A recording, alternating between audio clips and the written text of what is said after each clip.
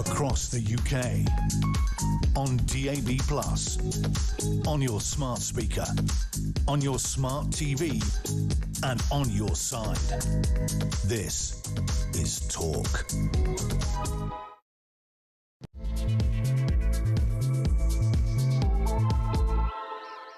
A very, very good morning to you. Welcome to the show. Very much appreciate you joining me. This is Talk. We are the home of common sense. I'm Julia Hartley-Brewer, and it's an absolute pleasure, as always, to have your company on this Monday morning. Don't forget, if you miss anything of the show, you can go to my YouTube page. We call it the Julia Hartley-Brewer Show to make it nice and easy to find. Hit subscribe. You never have to miss a thing. And whether you're listening on DAB+ radio or your smart speaker, watching on YouTube or your connected device, thank you very much for being here. Lots to talk about today, including the King threatening to have Prince Andrew officially stripped of all of his titles if his brother doesn't agree to give up using his Duke of York title. Apparently he's got a whole load of other things as well, after he was exposed for more lies over his close relationship with convicted paedophile.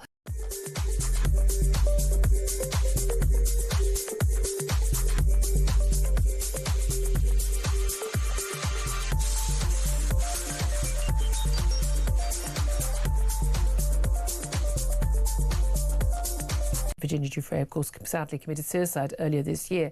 Her memoirs have suggested rather more, shall we say, unpleasantries involving the Prince. I don't know why anyone's surprised by any of it, but I'd love to hear your thoughts on it. Plus, Israel has insisted that, yes, it is committed to a ceasefire in Gaza, despite launching a wave of missile attacks and temporarily shutting off aid to the enclave yesterday after a Hamas attack killed 2 IDF soldiers in Rafah. Here's the thing. If you attack the other side during a ceasefire, you're going to get attacked back. I'm not quite sure why Hamas find this quite so complicated.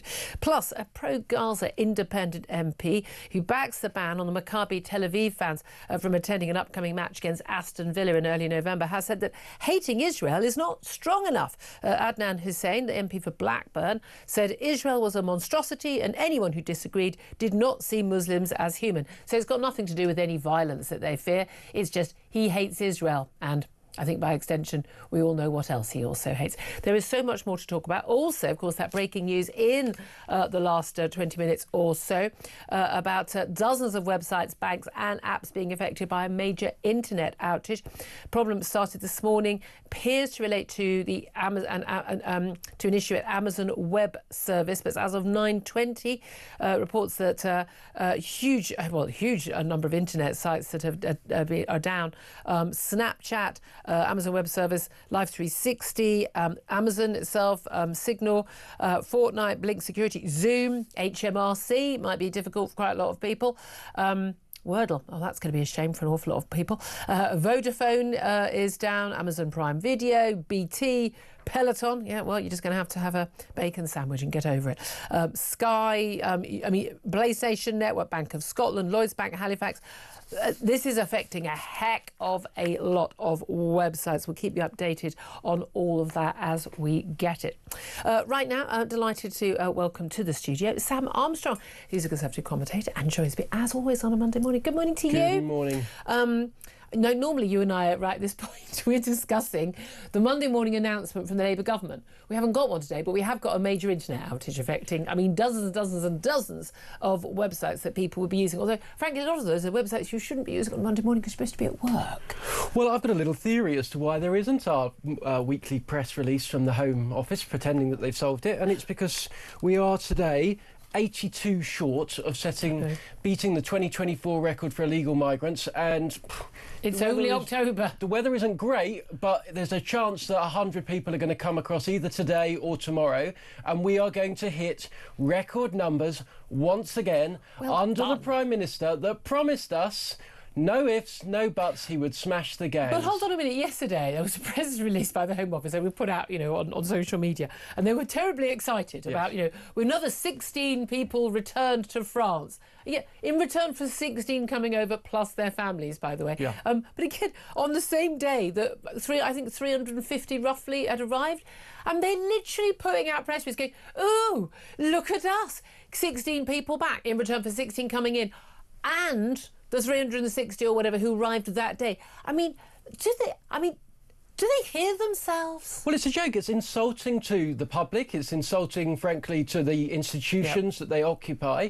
And it's dangerous for the country. I mean, look, we are in a situation in which we've had, forget one in, one out, we've had 36,734 in and 42 out. Yeah. It is a joke. They are not even beginning to touch the sides of dealing with this issue. And they're going to continue to do so because, come what may, there is absolute total reticence to do the only thing that is necessary, which is to say to these people, no ifs, no buts, you come to this country illegally, you're going somewhere else. Nobody gets to stay. And you're going to be... You only need to do that once and it's over. And it's done. I know, again, Australia did it. Well, God, my God, we've talked about that a million times. And my God, we're going to talk a million more times about our next topic as well.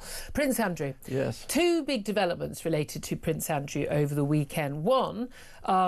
is more revelations in Virginia Giuffre's book, and she, of course, committed suicide, having been a victim of abuse. And she's in her memoirs, which are published tomorrow, but early excerpts have revealed. You know, she talked about being sexually abused by her family, her father, and a family friend as a child, and then being targeted by Ghislaine Maxwell and Jeffrey Epstein. This is a very normal story, sadly, because they, you know, abusers know the girls and the boys to target. They know what they're doing, and then being abused, saying she feared that she was going to die as a sex slave, being, you know, subjected to horrific sadomasochistic abuse and choking, goodness knows what, by Jeffrey Epstein and the friends of his that she was handed around to. More details about her claim that she had sex 3 times with Prince Andrew. The third one in basically an orgy with a bunch of women who were under the age, or girls under the age of 18. In her belief, she thinks she was around 18. Now, again, Prince Andrew has always denied ever having even met, let alone having sex, Virginia Giuffre, despite the photograph and all the allegations, and, of course, paying £12 million to her the way you do. As I've always said, I mean, who of us has not paid £12 million to someone accusing us of a crime when we haven't even met them? But there we are. We've all made that mistake, have we not? There's no doubt at all that her publishing Beyond the Grave is more damaging because, look, you know, she committed suicide. She's obviously had a very troubled life. Yet, do you think if you've been the victim of abuse and you've been sex trafficked? Now, again and again, also, more lies have emerged about, I mean, crucially, just ahead of the weekend, about these latest email revelations that have come out of America, that, of course, once again, yet more proof that Prince Andrew lied during that interview for Newsnight and Emily Maitlis when he said, you know, he'd broke off contract with Jeffrey Epstein. Well, we know he hadn't. We knew, I mean, he basically in contact, and also that he basically wanted dirt on Virginia Giuffre. Crucially, he basically got hold of her social security number, her date of birth. He was convinced she had a criminal record and gave it to his close protection officer. And we know this because in his own words, in his email that he wrote himself to the Queen's Deputy Press Secretary, he said, I'm going to basically get some dirt on her, effectively. Now, illegal for a police officer, illegal to ask a police officer to commit a crime, because it would be illegal for a police officer to do that, likely to face police investigation. Unlikely anything would come of it, because that's what happens with the royal family. Remember those bags of cash that Prince Charles got given? That's all gone away, right? I'm sorry, that is what happens in this country. Come on. But no, that's literally what happens in this country. But we've had him stripped of what? He's been told you can't use the Duke of York, you can't use whatever other random stupid titles he's got. But he is still a prince. He was born a prince because he's the son of the late Queen. Lots of calls for him to not only face police investigation, but also, I mean, literally just disappear. Why are you in this big house? What are you living off? Where is your income from? Are taxpayers paying for any of it? Why have you got a title at all? Do you think that he should be stripped of all his titles? Do you think that, and by the way, this requires a parliamentary act, that even a nanosecond of the country's time in the Commons should be used to do this? Where do you stand? Well, firstly, I think Parliament has got better things to do than to deal with this man and his titles. The second thing I would say is, to be fair to the King, he has acted, in my view, pretty decisively. This is his own brother, someone he was... but he hates him. This is long-standing. But even there's no love lost. I mean, look, however much you squabble with your siblings, there is a degree of love and familial affection here, and it would not be pleasant for anyone, not least the King, who's in the midst of cancer treatment, to have to break out of his time out of his diary last week to... Basically, it looks like he had to threaten his brother with an act of Parliament. That's certainly what the Sunday papers are saying. To say, you have to give up all of your titles. You have to publicly humiliate yourself because he has. Yeah. In doing this, he's basically made another further admission of guilt. That is what it looks like, sorry. In order to save the reputation of the family. That cannot have been easy, and the King, credit to him, did so. Now, plenty of people will say, why did it take until now? I would say this, it wasn't known categorically, provably, until last week that Andrew had lied, that he had lied to his own family, that he'd lied to his own mother, to his brother, about the extent and the times of which he had contact with Jeffrey Epstein. What we saw last week was the fact that Andrew has been going around basically, and I apologise for putting it this highly, as a bit of a con man, trying to persuade everybody around of this nonsense story that no one believed regrettably, it. Well, no one believed it. Here's the thing, and this is the thing about the royal family. This is my issue, is that, okay, all that time then he wrote that letter he wrote that email. We've seen the email to the Queen's Deputy Press Secretary. When he was going off and staying with a convicted child sex trafficker, okay, he solicited young underage girls for teenage for prostitution. He was already convicted of that. He went off and said that. He takes his security team with him. You don't think that the Met high-level, close protection team, they don't all discuss things? There's no way in the world that who he met, where he was not known to the upper echelons of the police, and that this was not passed on to the press secretary of the Queen, and that the Queen was or was not informed. There's no way in the world that senior Met police officers and that senior royal, certainly royal officials, didn't know this stuff. Now, I suspect that Prince Charles, when he was Prince Charles, did know a lot of this stuff, and his mum was just left either. We've all met people who are like, oh, my son can do no wrong. Yeah. And she obviously had this complete blind spot for Prince Andrew, clearly her favourite child, and she had this complete blind spot for him, and I'm afraid he was able to get away with stuff which he shouldn't have been able to get away with. I'm sorry, I don't know a single person who believed a single word of anything he said in that Newsnight interview. I did, but what he said was so stupid and idiotic that was enough to damn him. Yeah. That was the thing, actually. There was, until this week, a perfectly plausible story that Andrew was, if not nice but dim, something mildly akin to that. Maybe a bit worse than that, but not much worse. We now know that he lied to his own mother's face, he's lied to his own brother's face, and as a result, he's been stripped of everything that he's ever had. I'm sorry, the 12 million quid is the giveaway. The 12 million quid is the giveaway. I'm sorry. It's ridiculous. There's a photograph of him with the woman he says he never met, for goodness sake. Look, I want to ask you, because I'd love to hear from the audience, should Prince Andrew be stripped of all of his royal titles after the latest revelations, not just in the emails, but from the Jeffrey Epstein victim, Virginia Giuffre? Give us a call, 0344 499 1000. Tell us whether you think he should or he shouldn't, or whether you really could not give two hoots, because I think that's also a perfectly legitimate answer. But 0344 499 1000 is the number to call. Text the word talk and your message to 87222. Get in touch with us on X at talkTV. Calls are charged at the national rate. Text costs standard network rate message. Feel free to get in touch about any of the other big topics we're to be talking about today, and we'll get to some of those in just a moment. But for me, I don't approve of titles anyway, okay? There's no one beneath me, and there's definitely no one above me. I play along with, Lord and Lady and Baroness and this and Your Highness. I'm not calling anybody Your Highness, because I'm sorry, I do not believe, I think we're all created equal. I don't think the royals had invited you, Julia. I don't think there was much risk. I did go to a party at Windsor Castle once, and I managed to avoid getting into a scenario where I would embarrass myself to the hostess. But no, I genuinely don't approve of any of this stuff. I think it's old-fashioned, silly nonsense. But if you want to have the pomp and the pageantry, and you want to have a head of a state, it's not late, that's fine. Okay, but I'm not bowing down to all that nonsense. The idea that this guy, and Prince Andrew, I had a lot of time for Prince Andrew, the fact that he fought for his country, very brave in the Falklands War, and he's thrown it all away, Randy Andy and all of that. I don't even care if you're the heir and you're the spare, and you want to, you've got a load of women throwing themselves at you, that's fine.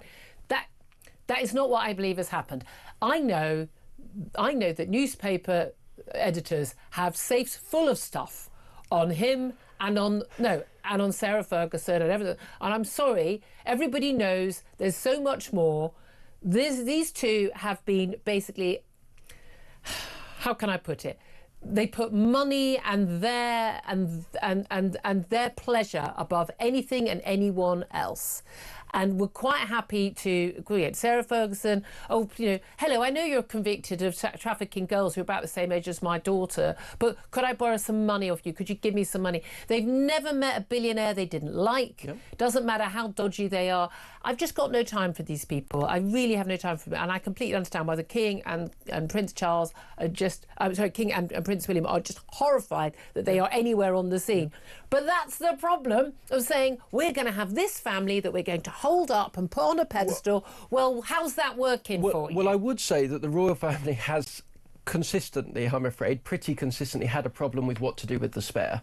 Yeah. And it is a... Hi, Prince Harry. It is an incredibly... People will laugh at this, you will scoff at this, but it is actually a difficult gig to get born into, being the spare. It's terrible. But I think being born to be a king is a terrible thing as well. Well, but say what you like about the kings and queens of this country, they have always had a sense of duty. Oh, and 100%. I agree with that. mission and purpose has kept them basically sane in a difficult world. Because when you have duty, when you have a job to do, a mission to go about and achieve, most people, and in particular our royal family, have pretty successfully devoted themselves to that. It gives you purpose and happiness in life. I think the late Queen, absolutely purpose and happiness in life. But if you don't have that, if all you have is all of this, but there's nothing you're really working towards, that's when people go. I completely accept that, but then you can still manage to do that and not be friends with somebody who has trafficked underage girls for prostitution. Call me old-fashioned. Pretty reasonable bar. It's not. It's a low bar. It's a low bar. I'm telling you though, the police investigation will kind of disappear because they always do. Let's move on. I want to talk also about where we are with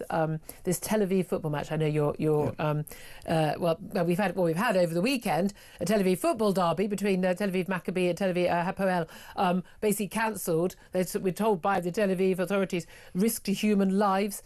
Violence broke out at the stadium. I'd like to point out it's very, very clear that the violence was, everything was started by flares in the colour of Hapoel, the other team, being launched, and then there was violence and between fans and to the police. However, that's happened, and people say, well, that completely justifies the plan to ban Tel Aviv Maccabi fans from attending a match with Aston Villa in Birmingham early next month. Now, what's interesting about this, we've been told this is about protecting those fans. They can't be safe. This is about protecting the home fans. This is about protecting just people generally in Birmingham. We don't have enough police. We don't have enough this. And then we've got a whole load of MPs and councillors in the Birmingham area, and all the independent MPs who've called for this, independent, i.e. pro-Gaza MPs, who basically were all going, well, it's because of Israel, isn't it, that this is a political ban. Where do you stand on this? Because it does seem to me that this message about this is really, really clear. It's that this is an area which is vast majority Muslim, and this is basically saying this is a no-go area for Jews. Is it that simple, or is there justification for that ban? Birmingham is now a Muslim area. That's what has been claimed. They've staked a flag in the ground. And we saw over the weekend, a protest in London, somebody was arrested. Why was he arrested? Well, in large part because he was wearing a small Star of David necklace round his neck.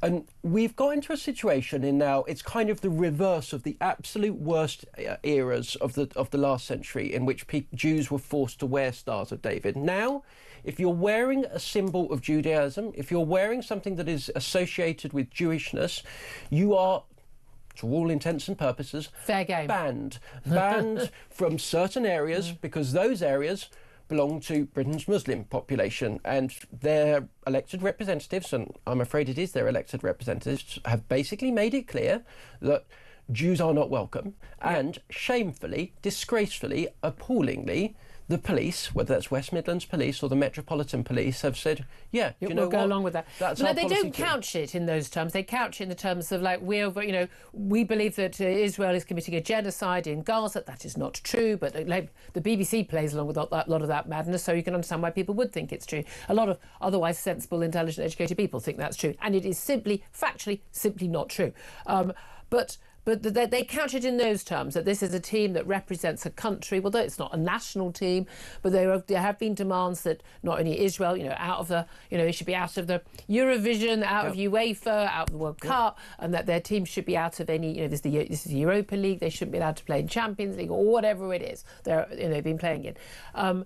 And so they couch it in those terms. Yep. But does that cover up what they really think, which is that basically we don't like Jews and we don't want Jews coming here? OK, let's just say it is about the genocide of, inverted commas, genocide of Muslim people. OK, well, there's going to be a number of sporting fixtures this year in which players from China are going to come and play. Yep. There is a genocide of Muslims going on, an independent tribunal has found so, in the Xinjiang province of Uyghur Muslims.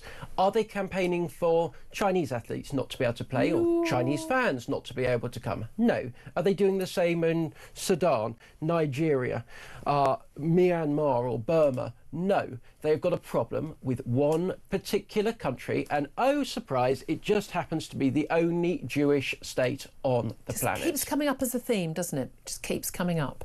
And that's the basic thing. Well, we're going to see, because the government has made it clear. I was quite impressed, actually, coming out very early, Prime Minister last week, and saying, right, you know, we're going to, what resources do you need? But at the end of the day, you know, the idea that we can't manage to host a football match without keeping, you can't keep people safe, that's pretty damning. But again, this is the same reason why we don't, as you say, see the Met Police properly policing the outrageous anti-Semitism that's blatantly on view and can be heard on the streets of London every other week with these pro-Palestine marches, which are just anti-Jewish hate marches now. That's what they are. And anyone who still attends those, I mean, that's we know who and what you are now, you know. But their failure to tackle that, they don't police that the same way they police other things. What do you make of reports that Steve Witkoff, Donald Trump's sort of Middle East envoy, and his son-in-law, Jared Kushner, they have flown to Israel amid concerns about this Gaza ceasefire? We've had claims and counterclaims from Hamas and from Israel. 2 IDF soldiers have been killed. IDF have put an explanation, and they have, you know, basically returned with rockets. I mean, that's what you're going to do. At the end of the day, there's lots of claims and counterclaims. Oh, and it's reported, the BBC and the ITV and Sky, that this side or that side claim the ceasefire has been broken by them or the deal's been broken by them. But we know that Hamas is in breach of the deal because Hamas has not returned all the bodies of dead Israeli hostages. So they're already in breach of the deal. We knew that like a week ago. Well, the key thing is this, is that Hamas, yes, is in an existential war with Israel, of course it is, but it's also much more worried about, as an organisation, its own problems, which is maintaining the control of the Gaza Strip. Because the moment that the Hamas faction, that's been very happily enriching itself off the Gazan people for decades now, the moment that they lose control, then, well, they are all going to end up probably killed or shot by other factions, perhaps more pleasant, perhaps less pleasant, within the Gaza Strip. And that's the secret that nobody ever tells you about Hamas. They are a criminal gang that is mafia. That is exploiting the people of Gaza, and there are plenty of other people that are determined to do so, which is why the moment Israeli troops left the Gaza Strip, what did they set about doing? This, the BBC, ITV, whomever cannot deny, because they filmed it and put out the videos themselves. They went around executing people from rival factions because they're determined to hold control. So it's no surprise to me they need some skirmishes with the Israelis, because that's what they need to keep the entire Gazan people in line so they can keep defrauding them. Absolutely, absolutely. Well, we'll talk about this and plenty more besides coming up also. Indeed, Donald Trump's warning to Zelensky, and apparently a fiery meeting in the White House on Friday. No cameras this time, though, compared to earlier in the year when he was in the White House getting a braiding from the president. But Donald Trump basically said, if you don't give in to some of the demands of Donald Trump, of Vladimir Putin, then Russia is going to destroy Ukraine. But of course, Zelensky has no choice, because if he does give in, Putin will destroy Ukraine. So there you are, a rock and a hard place. Love to hear your thoughts. Any of the big stories. Going to talk about Sadiq Khan and the accusation that, as we've all known for a long time, grooming gangs operating in London. And he's basically been turning a blind eye to it. Has it been a full-on cover-up, as the Express claims today? I'd love to hear your thoughts on all of that. 0344 499 1000 is the number to call. But particularly want to hear from you on Prince Andrew. What happens next? Should he be stripped of all of his titles? Do you give two hoots whether he's entitled to say he's Prince Andrew or not? I'm not sure I care, but I also don't want him around at all. I don't want to be paying a single penny towards his upkeep. But I'd love to hear your thoughts. 0344 499 1000. This is Talk.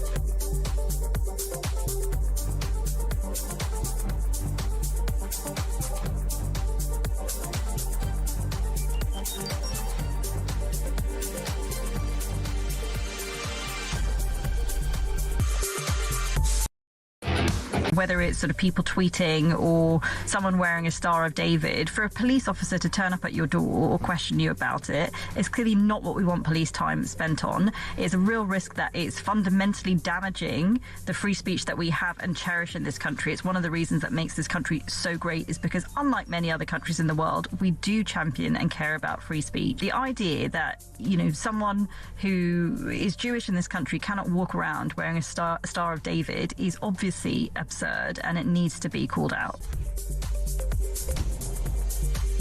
Narrowing your appeal across the UK on DAB+, on your smart speaker, on your smart TV, and on your side.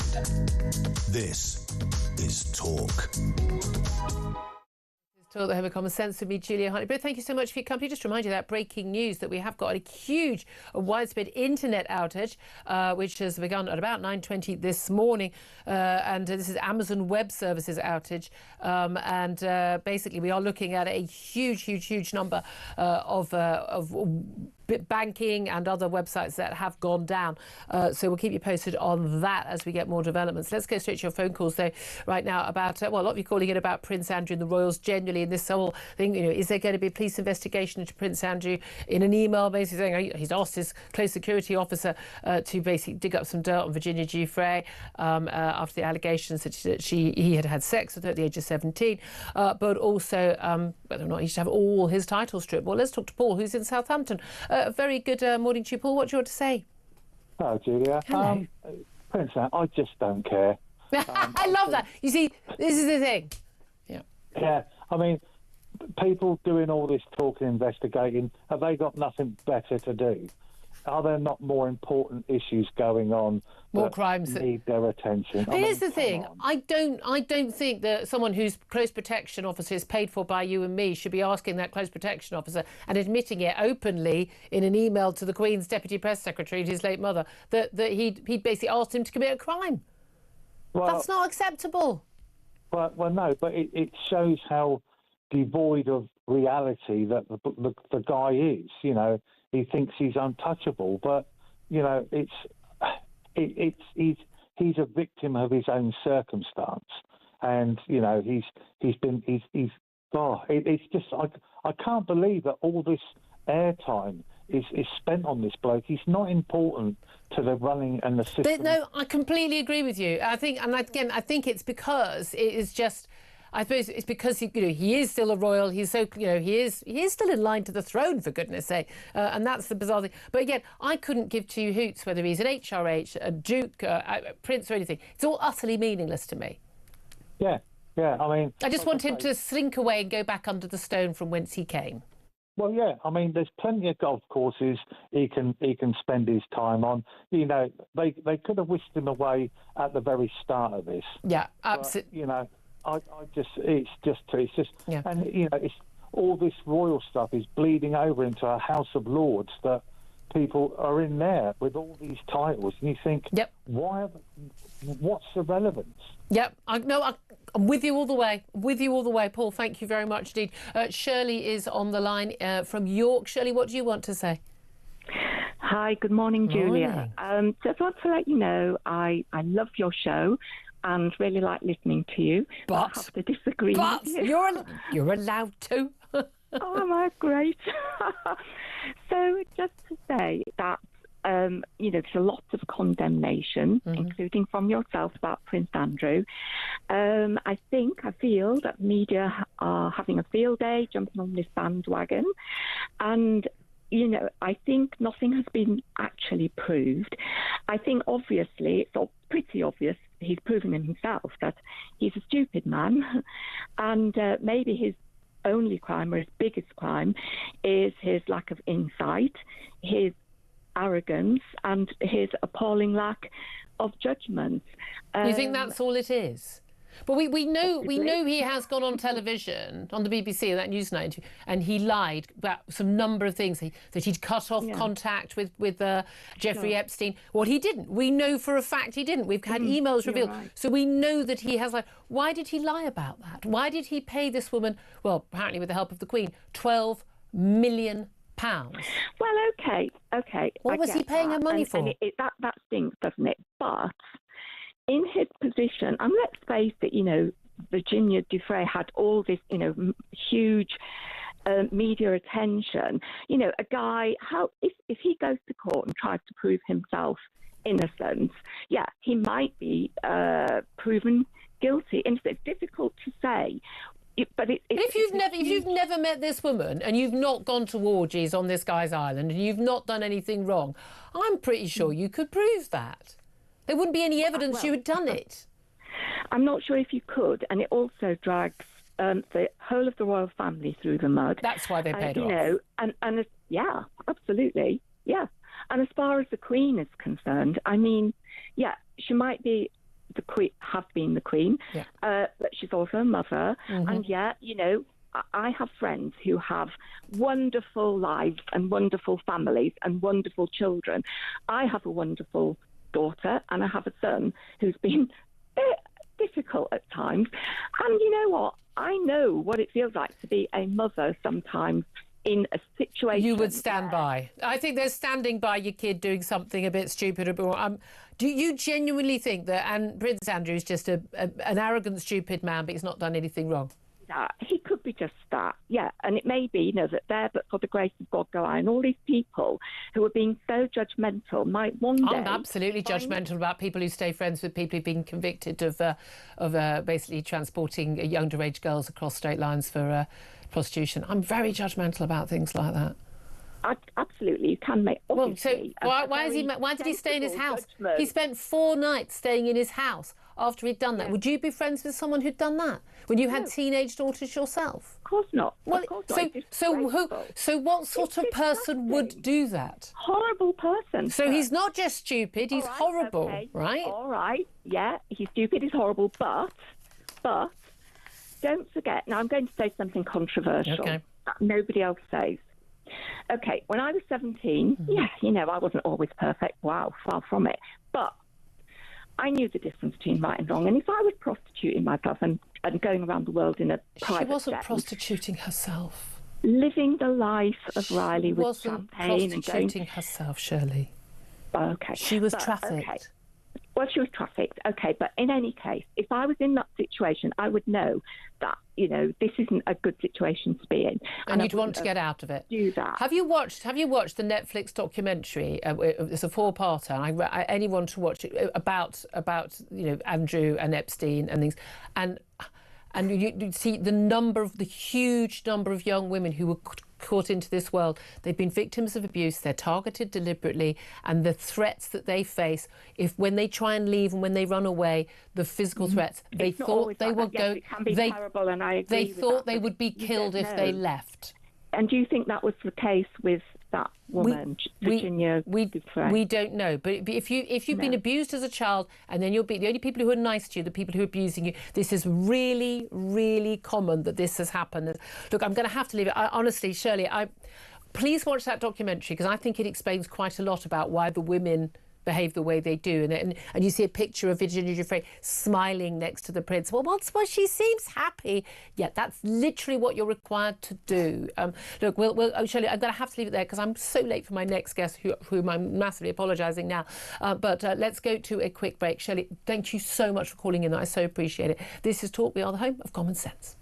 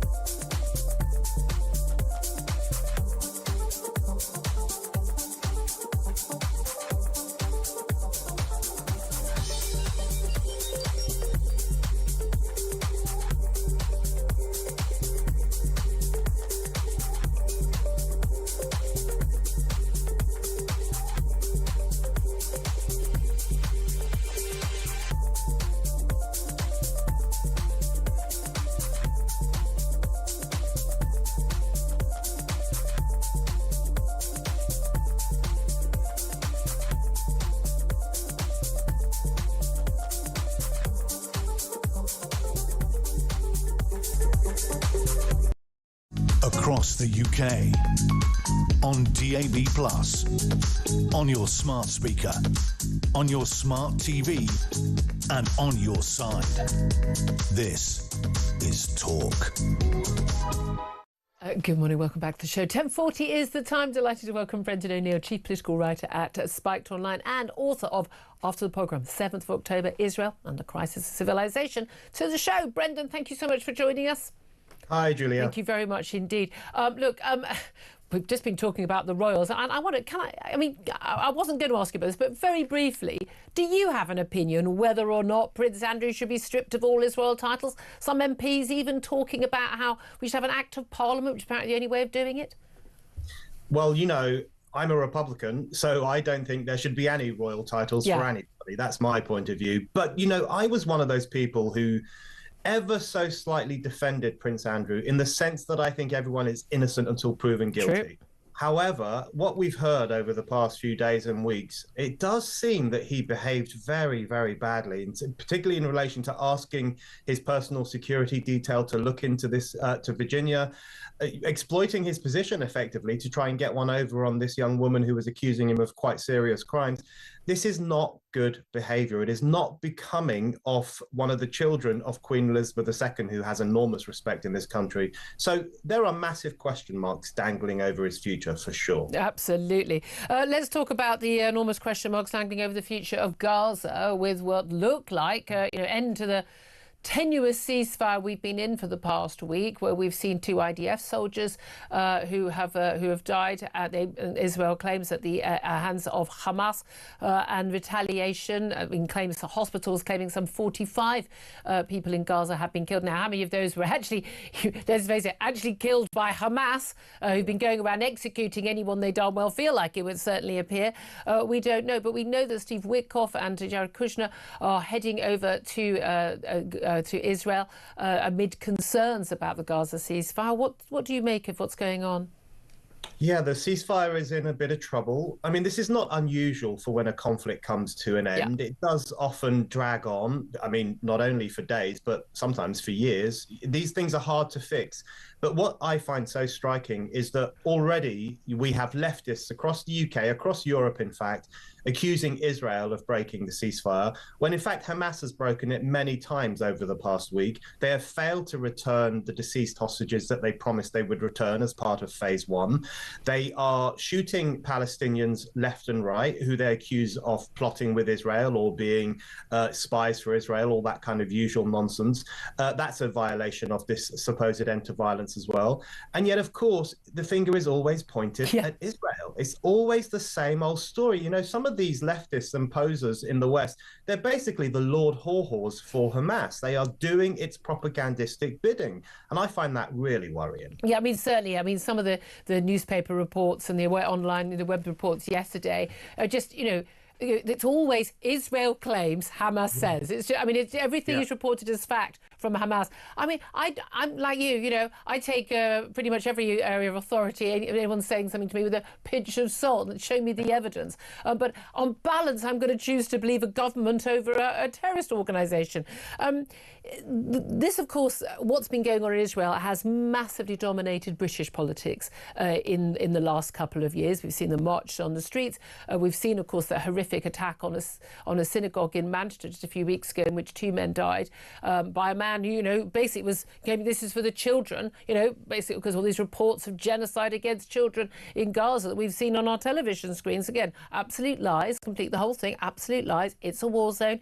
People die in war zones, and it's terrible. But the latest development at the end of last week, and it's still ongoing, still no decision, is over this big football match. This is due to take place on the 6th of November between Tel Aviv Maccabi and Aston Villa in Birmingham. And we had that extraordinary decision by the sort of Birmingham, safety advisory group, councillors, police and others, that actually it was unsafe for this match to go ahead. And we've seen various different claims about, was it unsafe for the people of Birmingham? Was it unsafe for Aston Villa fans? Was it unsafe, as was claimed at one point, for Israel Tel Aviv Maccabi fans, because they would not be able to be kept safe from whoever. It was never explained who. And then it was about policing resources. The Prime Minister stepped in. The Home Secretary apparently stepped in, although apparently not bothered when she first heard about it. What is the latest now? And has that decision been in any way affected by the decision to call off, basically a derby match in Tel Aviv between Maccabi and another rival Tel Aviv team? I think the Aston Villa decision by that safety group is an outrageous decision. It really, really is. And now, does Maccabi Tel Aviv have some rowdy fans and possibly some hooligans? Of course it does. Every football club does, pretty much. We have a lot of them here in the UK. Russian fans behave badly. All sorts of fans behave badly. But the vast majority of Maccabi Tel Aviv fans are decent, law-abiding people who love to watch football. And that who is being banned from coming to this country and attending a game. It is really actually quite grotesque. And my view is that if it's not safe for Jews, whether they're Jews from Israel or Jews from Britain, to attend a public event, then that event should be called off. There should be no football match, no cultural event, no street, no city, no town in which Jews are not safe. And if there is, then we have a serious sickness in this society, and I think that's what's been revealed. And it is extraordinary. The same argument that is being used by the people who also, we've got a load of councillors, we've got a load of supposedly independent MPs, the Jezbollah bunch of pro-Palestinian, pro-Gaza MPs, basically all saying the same thing, which is, just that, this is Israel's committing a genocide. We shouldn't have any of their teams here. That's what's unacceptable. And it's all, let's face it, it's all code for we don't like Jews. That's how I read it, I'm afraid. But the same argument that, it's not safe, it's simply not safe, so it shouldn't be allowed to go ahead. Well, I don't think things aren't safe when we have those pro-Palestinian marches every other week in London, and lots of people don't feel safe. I would be quite happy to wander around with my Israeli flag along around the streets of London, being a proud supporter of the state of Israel and the right to exist. But I think that I would probably be arrested by the police for being provocative, or if I had a Star of David necklace, that would be provocative. And so clearly that's not safe either. But this is the thing. One of the justifications has been that there's been trouble with these fans before, and this is all centred on what happened in Amsterdam, was it last year, involving Ajax fans. Now, the thing is, you read the court reports about this, it wasn't fans on either side that were causing the trouble. It was basically, and they used the phrase, people, who are we kidding? It was a bunch of extremist radical Islamists who went on what they called in their WhatsApp groups a Jew hunt. A Jew hunt. And they basically chased down these Tel Aviv fans deliberately because they were Jewish. And actually, it wasn't even the Ajax fans that were involved. This was made very clear. And there was some response and, angry reaction from the Tel Aviv Maccabi fans, and I think understandably in the circumstances. And then we've seen what happened in the football derby in Tel Aviv, cancelled over the risk to human lives. Basically, we had the Hapoel fans let off a load of flares in their own colours, and the match had to be abandoned, and then there was trouble outside. But there's no evidence, again, that it was Tel Aviv Maccabi fans who were involved in starting it or being a part of it. People are looking for any possible excuse, but we are just fundamentally in that situation where we've got a majority Muslim city, our second city in this country, where effectively Muslim self-appointed community leaders, councillors, some other MPs are basically saying, we control what happens here. We decide how it's policed. We decide who is policed, and we decide who gets to come here. And if you don't like it, there's going to be trouble. That does not sit well. That's so well described. That is what's happening. I think this country is surrendering to the Islamist mob. That's essentially what's happening here, and that's what's been happening for the past 2 years. And it really, not only does it not sit well, it's gone way, way too far. And I think a lot of people are waking up to this. Think about what we've seen in parts of the country over the past couple of years and in recent weeks. We've seen people in Islamist clothing, women in the burqa, men in Islamist dress, chanting Zionists off our streets. We know what that means. We're not stupid. We weren't born yesterday. We know it means no Jews. We've seen people saying, long live the Intifada. Now we have people celebrating because Jewish fans from Israel will be forbidden from attending a match. Yeah. This is Islamist tyranny on the streets of the United Kingdom, and we keep bowing down to it time and time again. And You're absolutely right about Amsterdam. In Amsterdam, it was a mini pogrom against the fans from Tel Aviv. It was a Jew hunt, as you said, by mostly Arab men, gangs of mostly Arab immigrants who made fun of Jews, who made jokes about Hitler in their WhatsApp groups, who said, let's beat up some effing Jews, and they did. One of the attacks on a Maccabi fan was so bad that the perpetrator was accused of attempted murder. Yeah. This is how serious it was, and people aren't talking about that because they hate Maccabi Tel Aviv, and more importantly, they hate the fact that they are Jews. Well, indeed. And the thing is, I mean, you just said this is surrendering to the Islamist mob. And again, it's very important to make a distinction between people who are supporters of a radical Islamist ideology, which is very, very dangerous. And frankly, we need to go out of this country. I'm sorry, I don't want it here. Don't want it anywhere, but I definitely don't want it here. And also moderate Muslims. But here's the thing. Because we have, was it 4, 5, 6 million Muslim people living in this country? I don't believe at all that the majority of those people want walk around with this level of hatred in their heart. I refuse to believe that. I'm sorry, people will say I'm naive. I refuse to believe that. But we're going to need to have some moderate Muslim voices speaking up, more than just one odd community leader speaking up and saying no.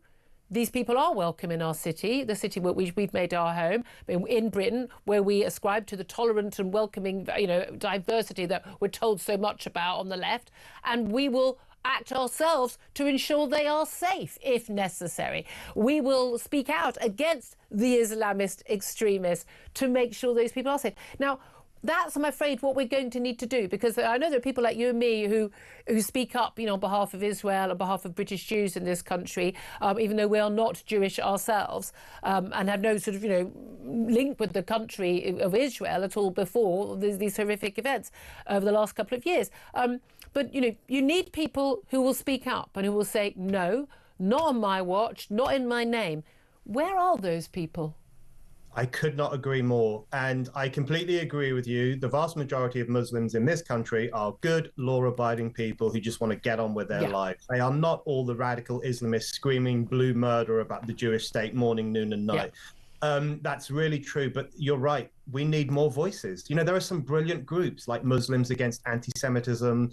There are ex-Muslim groups who talk about the importance of freedom of speech and freedom of religion. There are great Muslim commentators making brilliant points about the scourge of anti-Semitism, the scourge of Islamophobia. There are voices out there, but there are not enough. Yeah. And the tragic fact for our law-abiding Muslim communities is that a lot of this is being done in their name, falsely, by people who claim to represent them but have never been voted for by them. These extremists do claim to speak for Muslim feeling, for Muslim sentiment. If I was an ordinary Muslim going about my daily business, I would say, screw you, you don't speak for me.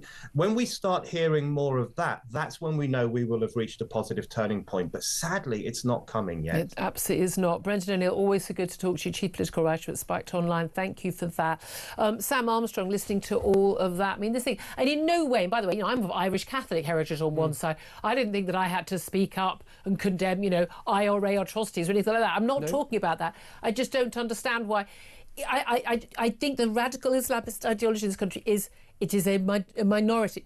It's a very large, far too large a minority, but it is a minority. And the best way of dealing with it would actually be if the majority did speak out against it. Yeah, and we have to be clear that there have been a large number of polls over a long period of time of British Muslims in which far too many, and I mean far too many, including of those that express an opinion, more have an unacceptable view than an acceptable view on questions like, do Jews control the media? Yeah. No, a plurality, so more British Muslims believe they do than don't. The majority of British Muslims don't have an opinion on the question. Yeah. And let's be clear, that is reassuring, in a sense.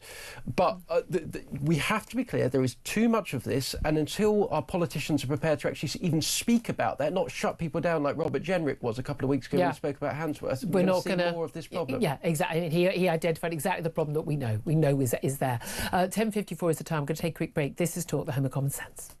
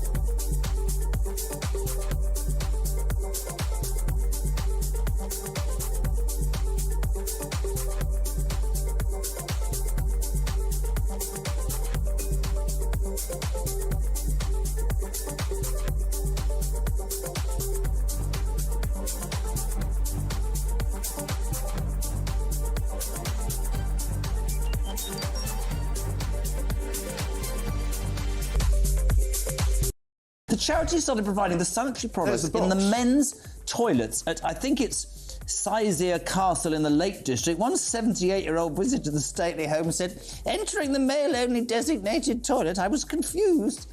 Pads and tampons were provided and a male disposable bin. I went outside. I wanted to check if I'd used the wrong toilet because I do mess up occasionally. Why are there pads and vegan tampons in the men's? Sorry, first of all, what is a vegan tampon? What does that mean? I've absolutely no idea. Right. Sure. Secondly, presumably no animals were harmed in the production of it. Whether it's sort of people tweeting or... Across the UK, on DAB+, on your smart speaker, on your smart TV, and on your side. This is Talk. This is Talk, the Home of Common Sense, 10:58 it's time. So I've messed up all my timings already. It's a Monday morning. The producers have already had enough of me messing up my timings, but I want to have a bit long with Brendan O'Neill. Coming up after the top of the hour, we are going to be talking to Angela Levin, the royal biographer, to find out, well, what she makes of where we are with Prince Andrew. But I do appreciate calls earlier. Paul saying, look, I just don't care what happens with Prince Andrew's titles. Perfectly fair, but also Shirley saying he shouldn't be stripped of his titles because there's actually no proof he's done anything wrong. I'd love to hear your thoughts. 0344 499 1000 is the number to call to get in touch. Sam Armstrong is still with me. Sam, we still got this ongoing Amazon Web Services outage. No, I don't understand anything about it either. But their latest update, they say its engineers have applied initial mitigations and they say we are observing early signs of recovery with some affected services, but we are looking at dozens of websites, banks and apps being affected by this major internet outage as of 9:20 this morning. HM Revenue and Customs, mobile phone networks, including Amazon, Zoom is out. All these people working from home. Look, you don't have to pretend you're working from home now. You can just not bother doing anything like you were doing anyway. Amazon Music, Amazon Prime Video, Bank of Scotland, Eventbrite, Halifax, Lloyds Bank, Vodafone, Zoom, Ring. We are talking about a massive outage. Just an accident, or are we going to be suspecting something dodgy? Well, you can see why Russia might, because we are so vulnerable on these small number of big data servers everywhere. Absolutely. Well, we'll try to get to the bottom of it as we understand what's going on. This is Talk. We are the home of Common Sense.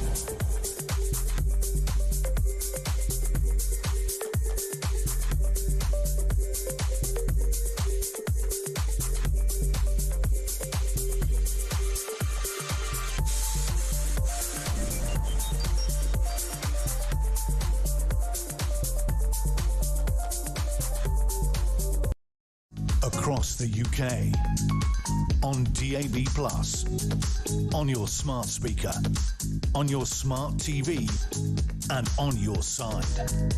This is Talk.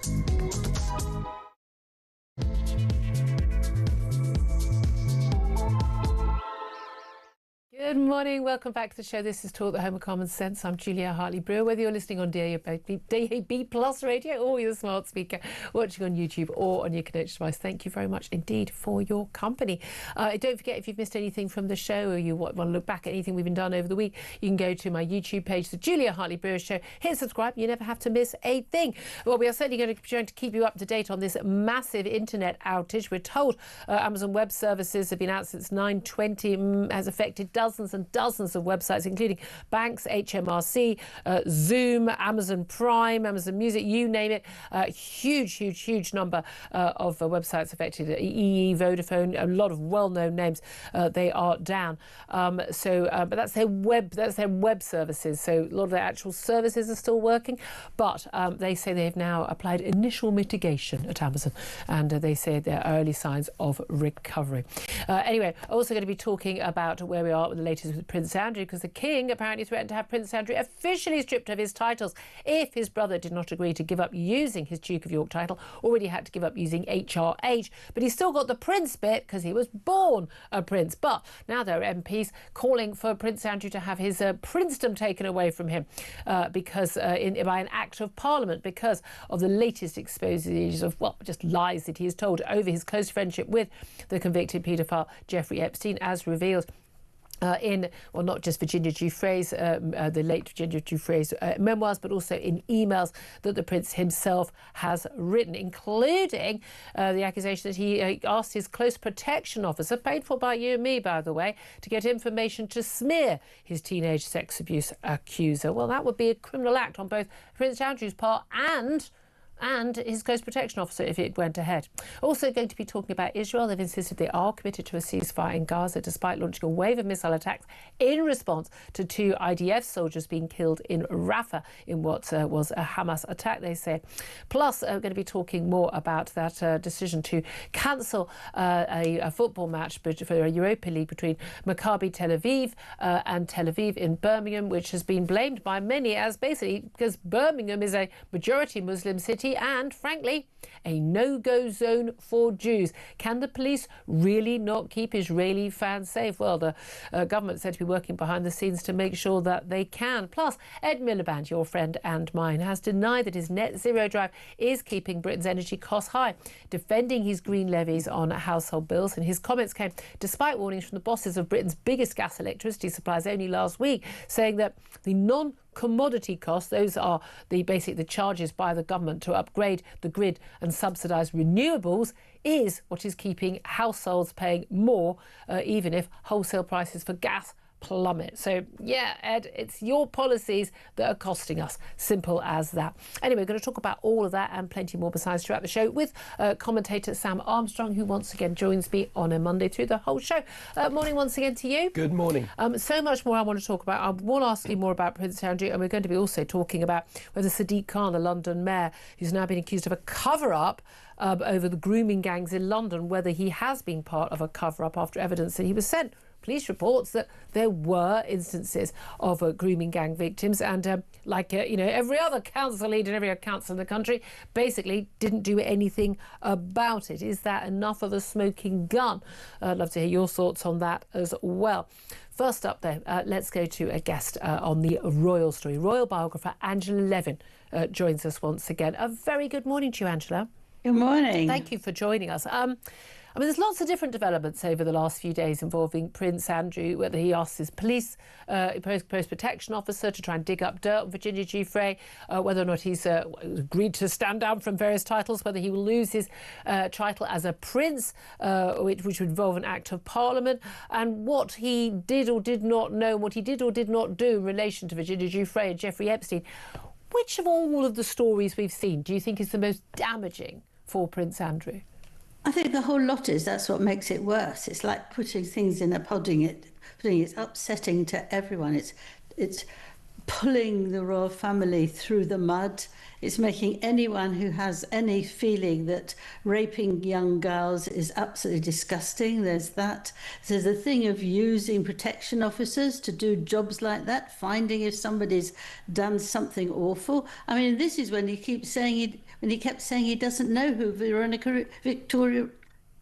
Virginia, she is. Virginia, yeah. I mean, again, Virginia. but nevertheless paid her 12 million quid. I would like to point out, when you're talking about the raping, obviously, this is what Jeffrey Epstein is accused of doing. It's very interesting talking to one of my callers earlier, Shirley, and she said she didn't think that Prince Andrew should be stripped of his titles because actually nothing's been proved. He hasn't ever been in a court of law and been accused of an actual crime. Even the allegation from Virginia Giuffre that he had sex with her on 3 occasions, he denies this, has always denied this. She was 17 years old. She was above the age of consent in this country. That wouldn't be a crime. The only issue is, was he aware that Jeffrey Epstein, by the way, pretty much anyone who had any close dealings with Jeffrey Epstein was aware that he was trafficking underage girls, many much younger than Virginia Giuffre, 14, 15-year-olds, and that they were basically, to all intents and purposes, trapped and were being handed out as if they were, sweeties to his friends. Now, was he aware of that? Did he think it was normal? But that's my thing, is that it's pretty obvious to me that he can't possibly not have been. I'll tell you why, because I had the filming of this some time ago when he went over to say goodbye to his friend because he wasn't going to see him anymore. Yes.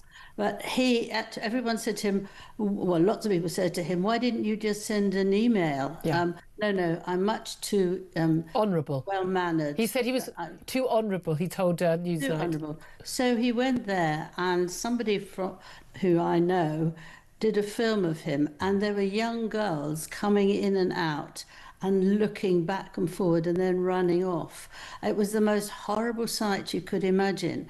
They were all in absolutely shocking clothes. Jeffrey Epstein's house, which was like the most expensive house in Manhattan, yes. And that's where Prince Andrew stayed, bizarrely, for 4 days and nights while he was going over to see Jeffrey Epstein to say, I can't be friends with you anymore, what with your conviction for trafficking underage girls for prostitution. And he stayed there for 4 days and nights. They were seen close. We've got that picture of him, Central Park, close in conversation. But you're saying, there's footage of young girls. Again, he didn't have a teenage daughter. They weren't friends of his daughter. Why were teenage girls going in and out of his house? But he did say to Virginia that I'm going to guess how old you were. Yeah. And he got it right. 17. And then he said, oh, I've got 2 daughters just a little bit under you. Yeah. And it makes you feel sick. Well, this is the thing. Now, again, I have to say at this point, Prince Andrew denies that they ever even met, even though there's a photograph and she's described quite a lot of detail. But I don't, look, other than Shirley, I don't think there are many people in this country who think that Prince Andrew isn't up to his eyeballs in this. Seems to me very clear that Prince William and King Charles think he's up to his eyeballs in this, and he's doing a lot of damage to the royal family. The royal family are in the news now terribly, either for someone having cancer or for horrible revelations involving Prince Andrew. But in terms of the allegation involving, well, it's not even, I don't know why we're saying it's an allegation. Leaked emails show he wrote an email to the then Queen's Deputy Press Secretary saying, I've asked my close protection officer for to dig, given a social security number, date of birth, Virginia Giuffre, to dig up some dirt on this girl. Yeah. I mean, he obviously did recognise her and did know her, because you don't want to find that information if you've got no interest in the person and you've had no connection with them. It doesn't make sense. Why would you do that? Absolutely not. And so you can see lots of things that he's doing, if you look really carefully and that are going to be in the book, that actually do make you feel that it couldn't happen to anybody else, actually, because, when he says to her that she's got to have sex with him because it is his right. His birthright. I mean, it's a very sort of royal thing to say. And also it ties in with a lot of stories that you and I will have heard many times over the years about Prince Andrew. Here's the thing. the allegation involving the asking his post protection officer. Now, the relationship, I've talked to a number of officers who've worked in this role, say that you have to have this very sort of close relationship to make sure that you can stay close to the person you are, basically in charge of keeping alive and keeping safe. Prince Andrew, he was the Queen's son, he was a target. Those officers, they have to maintain a close relationship. Would it have been something that officer would have had to tell his senior, okay, here's the national security number, here's the date of birth for this woman who's made this accusation. Would he have, without a shadow of a doubt, have had to go to a senior officer and said, I've been asked to do this, what do I do? And at what point would that have gone to the Queen? If the Deputy Press Secretary to the late Queen was told about this, would that have gone to the Queen or to now King Charles? Well, I think that they're all frightened of their boss. And I think, well, I know Andrew wasn't very kind to all his staff. Now, if he tells them what they have to do, they have to do it. It was a bit the same with Harry when he was actually taking drugs outside his school. Yeah. And he had the people looking after him, but they didn't dare say anything to then Prince Charles, because he said that they would lose their jobs. But isn't it also the case that they don't say anything because otherwise Prince Harry would have just basically escaped from them, and then he would be less safe. Their job wasn't to prevent him from committing a crime. Yes, well, their job was to prevent him being the victim of a crime.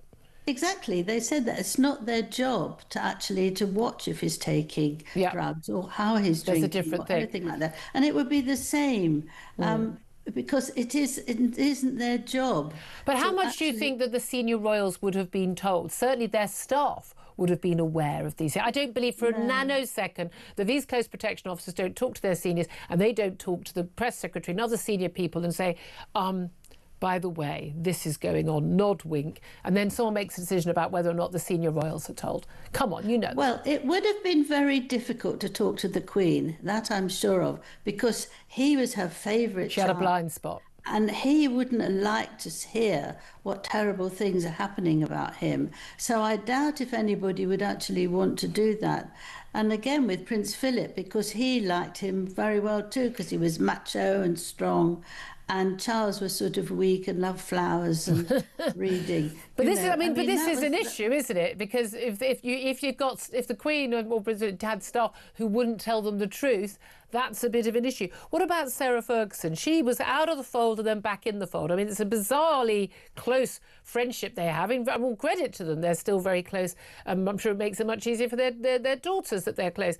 Sarah Ferguson still lives in the same house. So she can't use the Duchess of York title anymore either. I was a maid to learn. She still had it, to be honest with you. But all this evidence that she has been in close cahoots with Jeffrey Epstein, even when, going with her daughters to celebrate him coming out of, his sort of comedy, pathetic attempt to open prison after he was convicted of a crime, taking her daughters to see him, asking him for money. I mean, the whole thing is just so tacky. These people have no morals. It stinks. But actually, she said she asked $15,000 from him, but actually she asked for $100,000 and she never returned it back, and he was furious with her.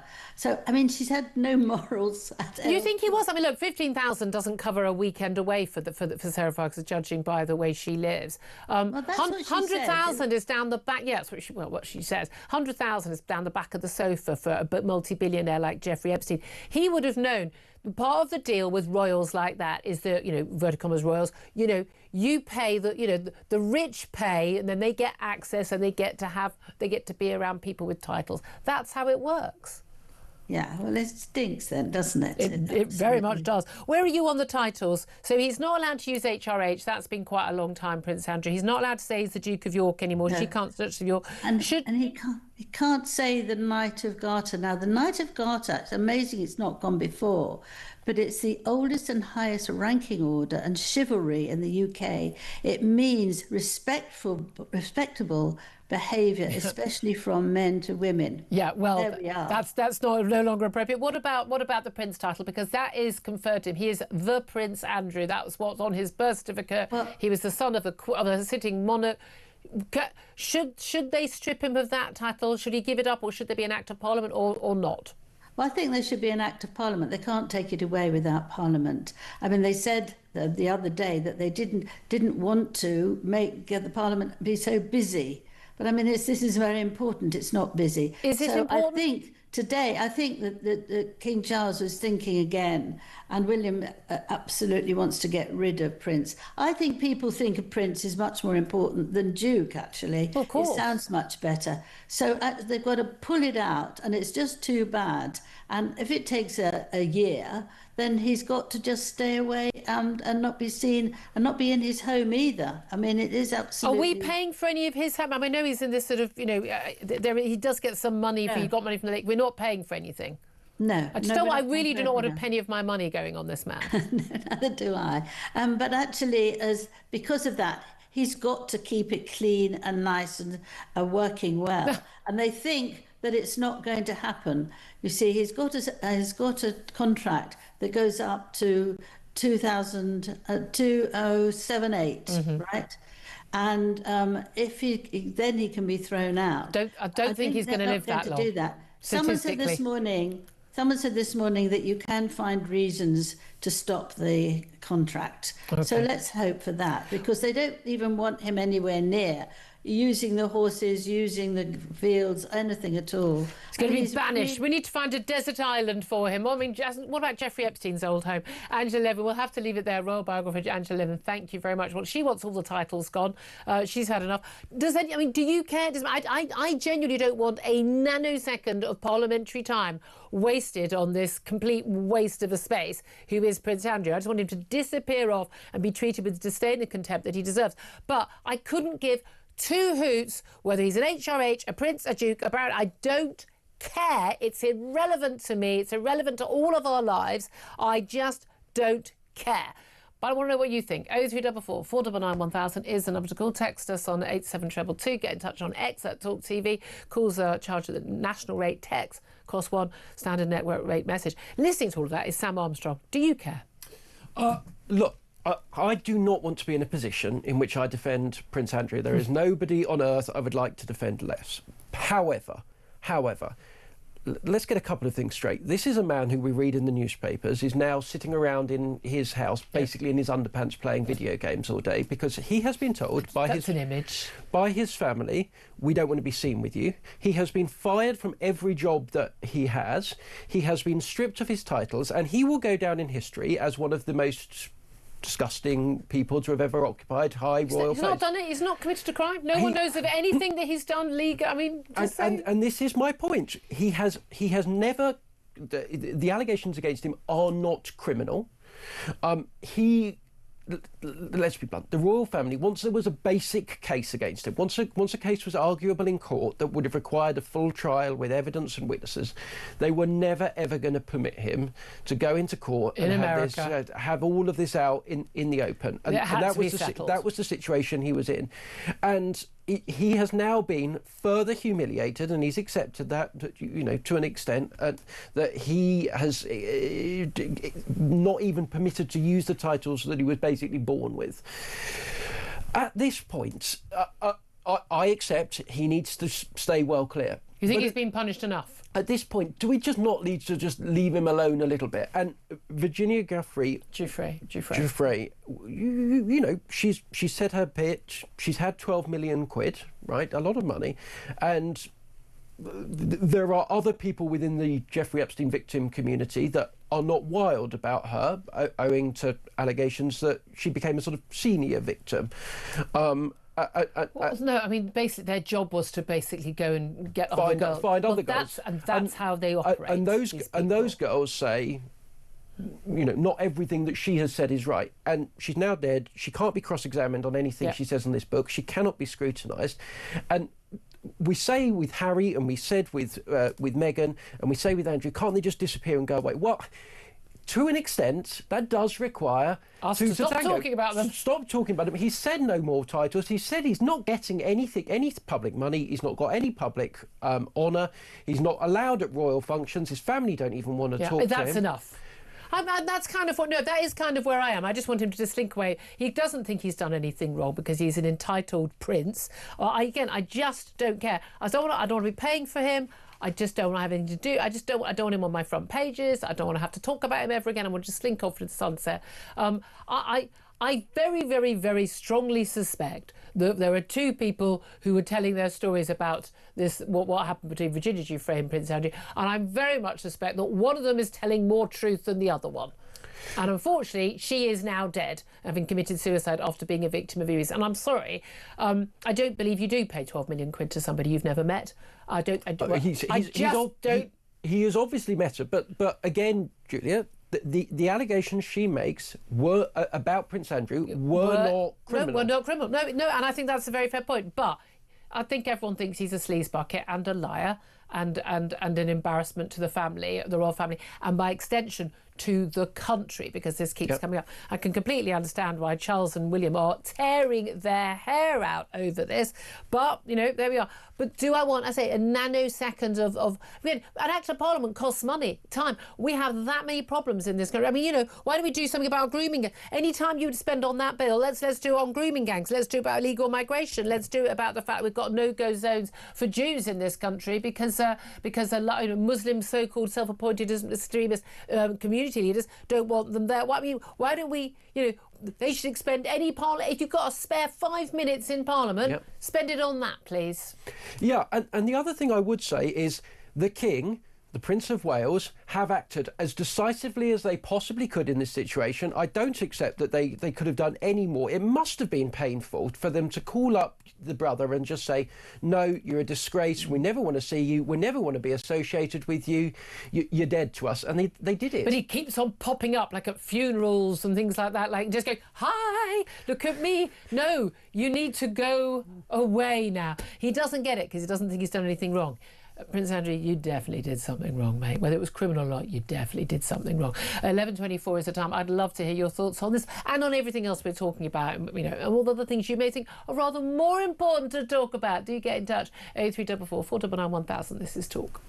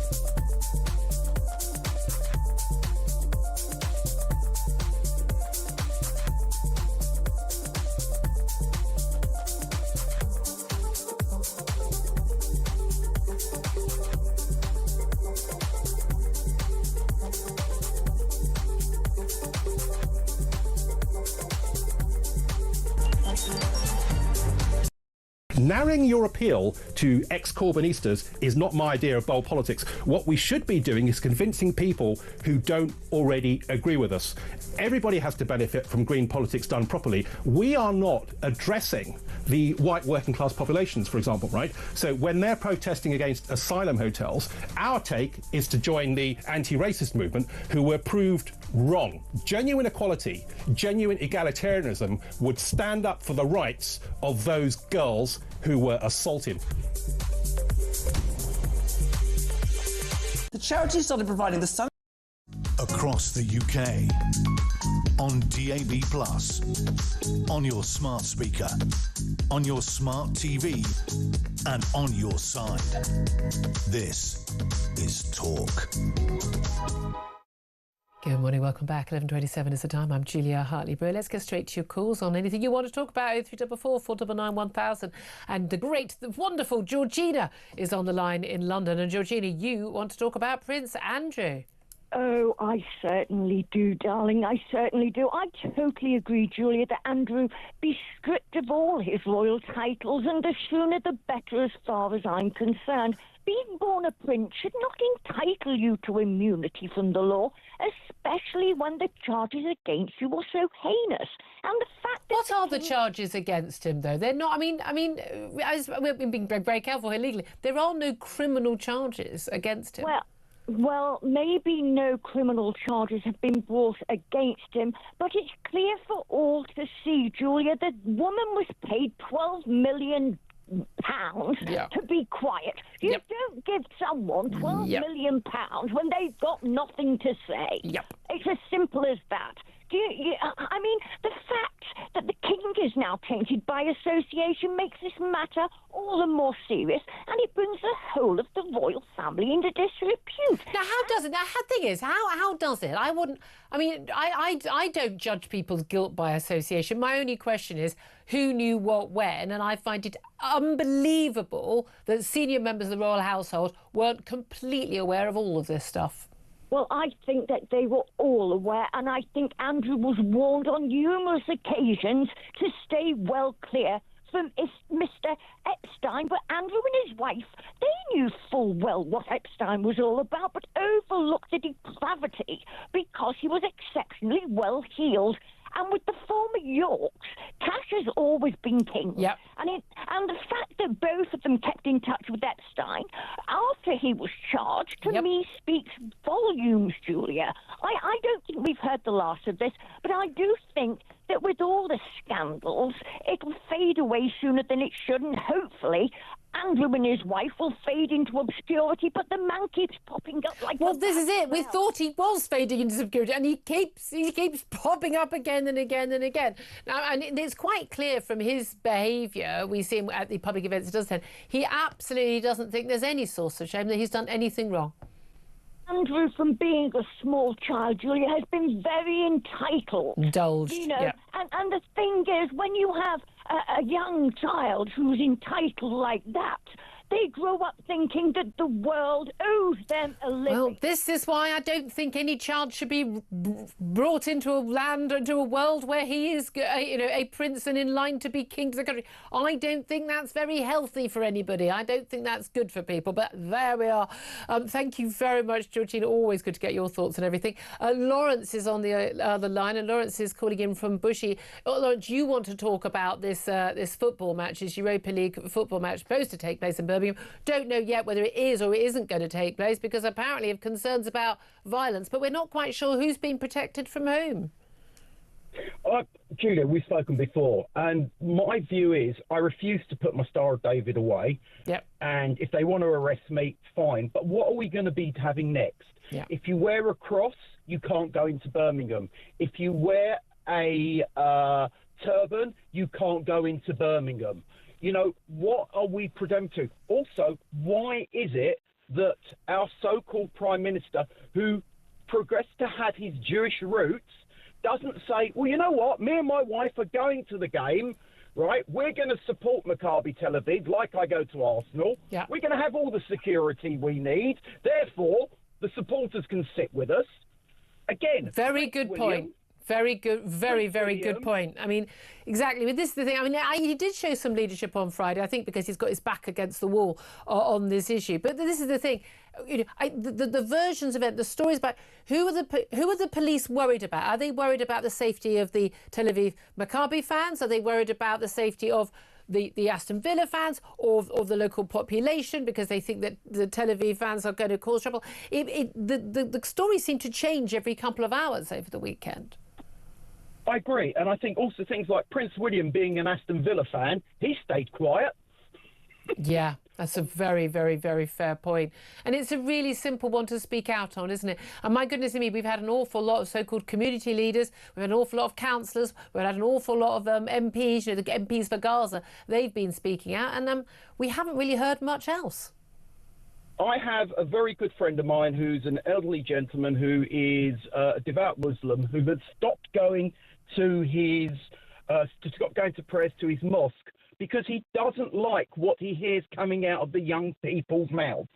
And he says that's actually kept him away from his mosque, which he used to visit twice a day. Well, the sad thing is, actually, it'd be better if he went back and then he challenged them on their views. It would be, but I think when you get to a certain age, it's on that side. One very last point. Yes, please. On Prince Andrew. Maybe he should go and live in Rochdale. We're going to leave that there. Lawrence, thank you very much indeed. 11:33 is the time.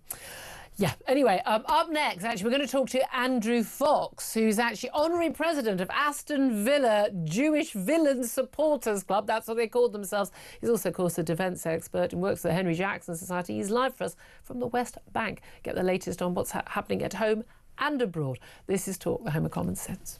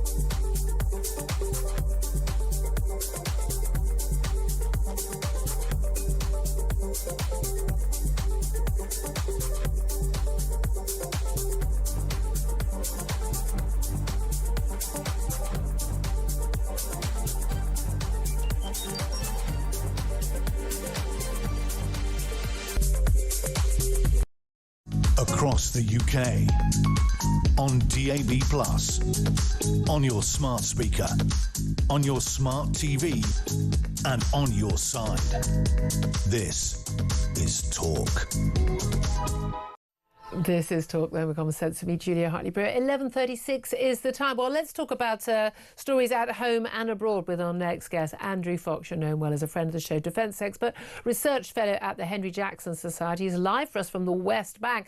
He also happens to be honorary president of Aston Villa Jewish Villains Supporters Club, and he's wearing a very fetching pair of sunglasses. Live for us from the West Bank there. Andrew, it's clearly much sunnier in the West Bank than it is back here in Blighty. It is. I've just spent a fun half an hour changing a tyre, so hopefully you can hear me okay coming through on West Bank. How very manly of you. Well done. Well, we brownie points for that. Andrew, let's talk first of all about what is going on in Israel and in Gaza, because we've had what a lot of people were worrying about was, possibly the end of the ceasefire. Donald Trump said to reporters yesterday, no, it's still holding. He sent his envoys, Witkoff and Kushner, back to Israel. Israeli Prime Minister has reopened some aid routes in to Gaza, but this is all as a result of some tit-for-tat fire between IDF and Hamas? Yeah, it sounds like it, and I would expect to see that tit-for-tat fire, going up and down over the next few weeks and months. The Hamas have been clearly not keeping to the ceasefire by returning the dead bodies of hostages as they were supposed to. They launched an attack on IDF forces in Rafah, killing 2 IDF soldiers. IDF have responded with overwhelming force. So I'd imagine this is a pulse in violence. I don't think it's a full return to war, and I think we'll see those pulses continuing over the coming periods of time. And this is all the case. It's very interesting watching the reports in the British media about this, and claims from Israel and the like, and accusations this side or that side has broken the terms of the deal. But it's blatantly obvious that Hamas objectively has broken the terms of the deal. The deal for the ceasefire was they would return all living and all dead hostages. They did say that they weren't able to get hold of all the bodies, but they keep, whenever there is a threat from Israel, to be able to miraculously find another dead body that evening. Yeah, and they're desperate for Israel to break the ceasefire. This war, remember, for them, has pretty much been a success.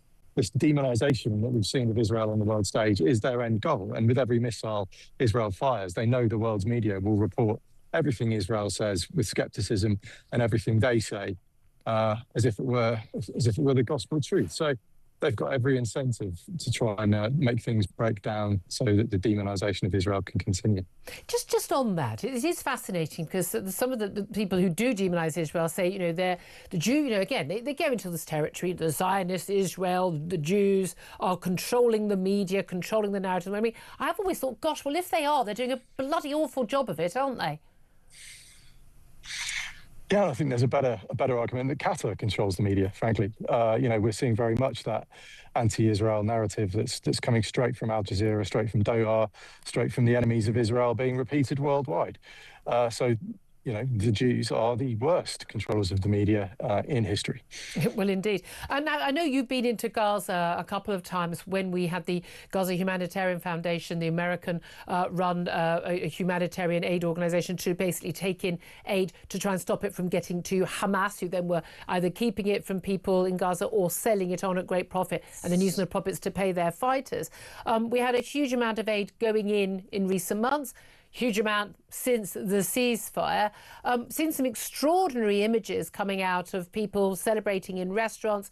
An awful lot of people, I have to say, people looking remarkably well, given they've both suffered both famine and genocide in the last 2 years. What do you make of the images we have seen from Gaza posted very blatantly and openly of, really, perfectly healthy looking people with apparently non-stop supplies of food, and it doesn't look like at all that, some of these restaurants have even closed down?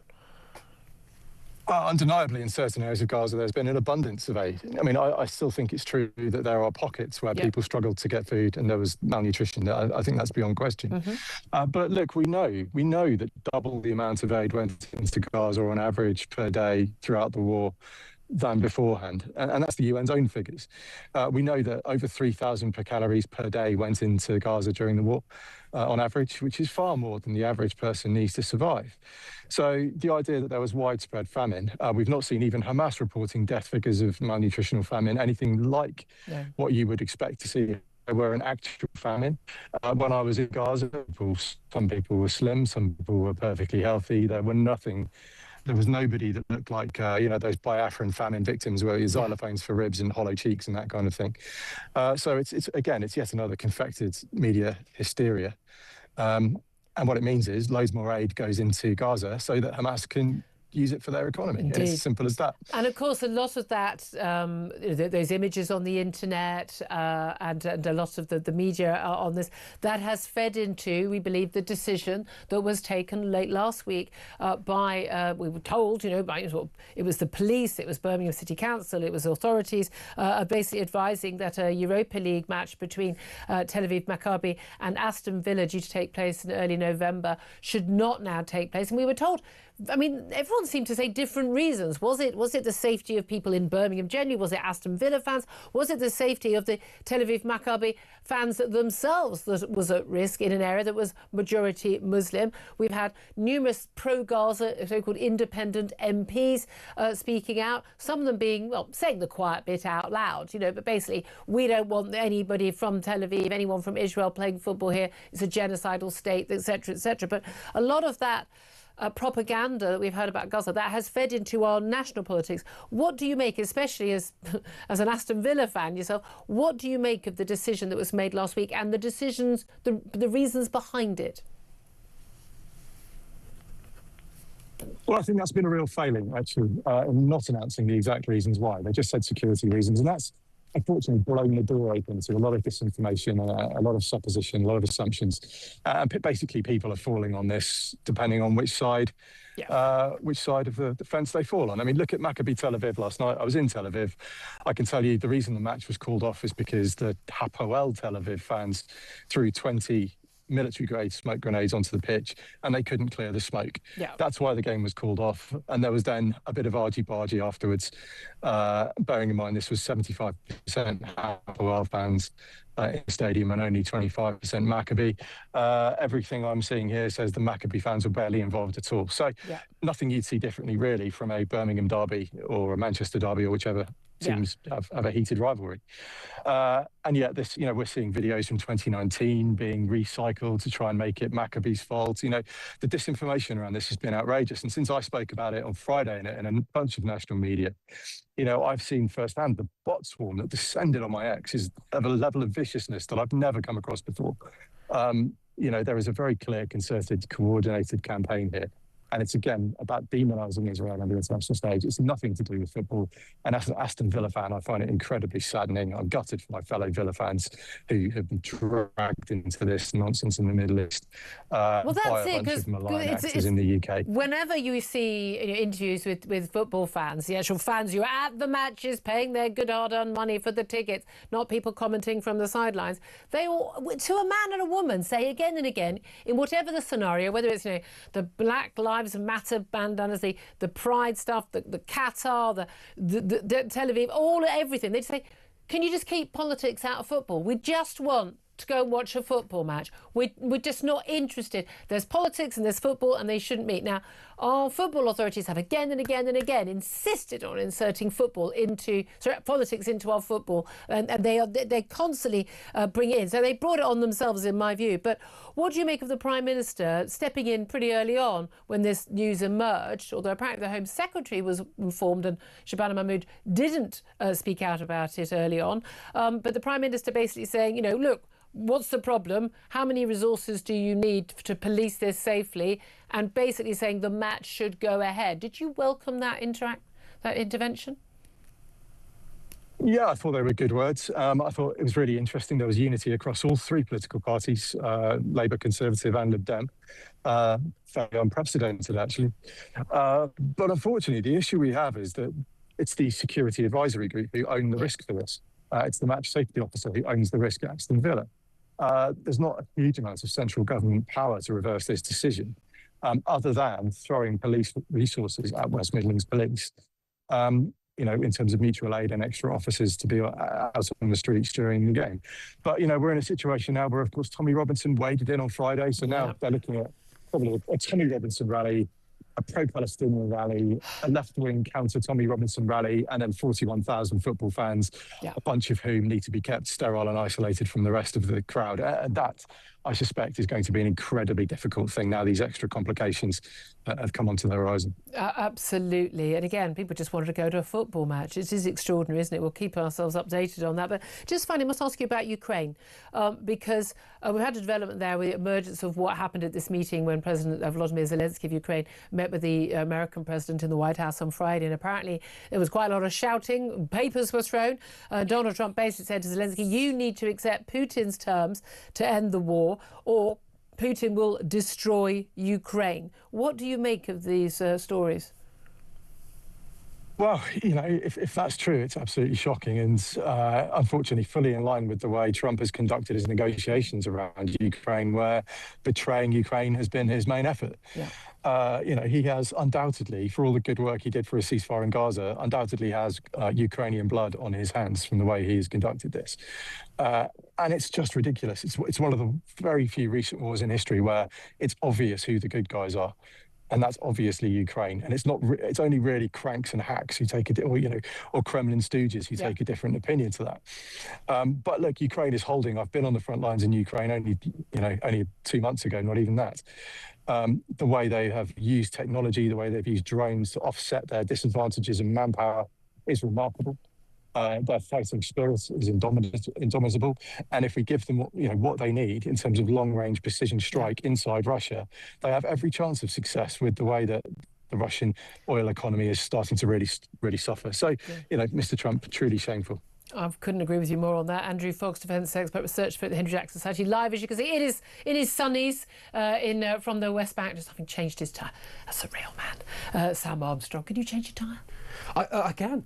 Oh yeah, you grew up a country boy. Country boy, you know how to do that. And I'm just saying, just asking. What do you mean? Do you want to come back on Ukraine or the match, whichever? Yeah, I mean on Ukraine, it's quite a nuanced view actually. I always wonder when you hear these stories, you don't actually see it, whether actually they're trying to show that he's putting pressure on both sides in order that he can try and get the Kremlin over the line. But who knows? I mean, on the football match. A Britain in which Jews aren't safe isn't Britain, and frankly, a football in which Jewish fans are not welcome in the away stands is not Britain, and it's just shameful. And by the way, the PM said he's doing something on Friday. Where is it? If you can't get it sorted under the military assistance programme for civilian authorities, you can send in the army to do it. Absolutely, all in favour of that. That's what we need to do. That's what we need to do.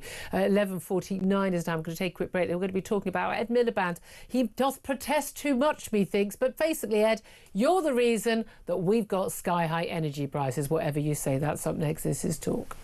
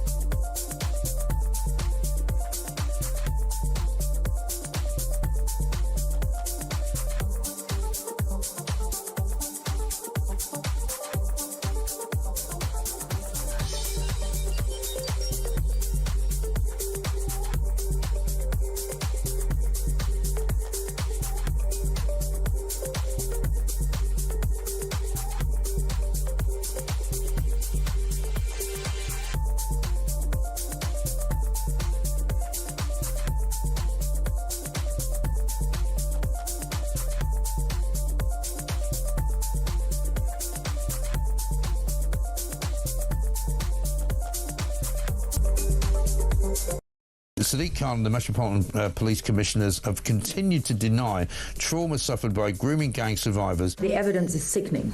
Children as young as 13 raped in London hotels by groups of men. It's all there in the official reports that the mayor personally read. And for I don't know how long now he's been saying that there's no grooming gangs here. But his own documents, the same ones that he responded to, is exactly the same pattern, or a similar pattern to what we saw in Rochdale. The evidence is there in black and white. Right.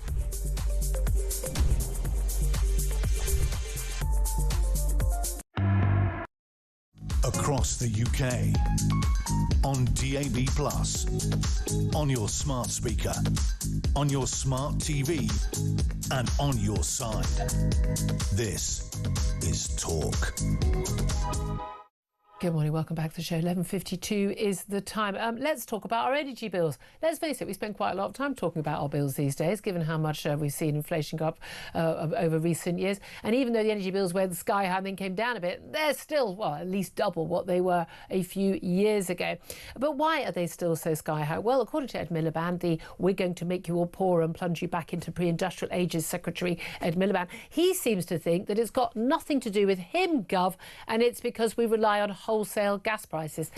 But then why are we paying so much more than every other country that also relies on international wholesale gas prices? Well, I think Andy Mayer, my next guest, may have the answer. He's an energy analyst at the Institute of Economic Affairs, the free market think tank. Good morning to you, Andy. Good morning, Julia. Thank you so much for joining us. Well, Ed Miliband was off doing the rounds and the TV studios yesterday morning, looking, I've got to be honest with you, more religiously psychotic than he has done. It's getting worse every single time I see him on television. But he was absolutely adamant that in no way is the fact that our energy price is going up so much and that we've got all these renewables and all these extra costs that are added onto our energy prices. In no way is that anything to do with why our energy prices are so sky high, despite the fact that Labour manifesto last year said categorically they would cut our energy bills by £300, and they've actually gone up rather than down. Yes. So poor old Ed is stuck in 2022 when the price of gas was extremely high because of the start of the Ukraine conflict.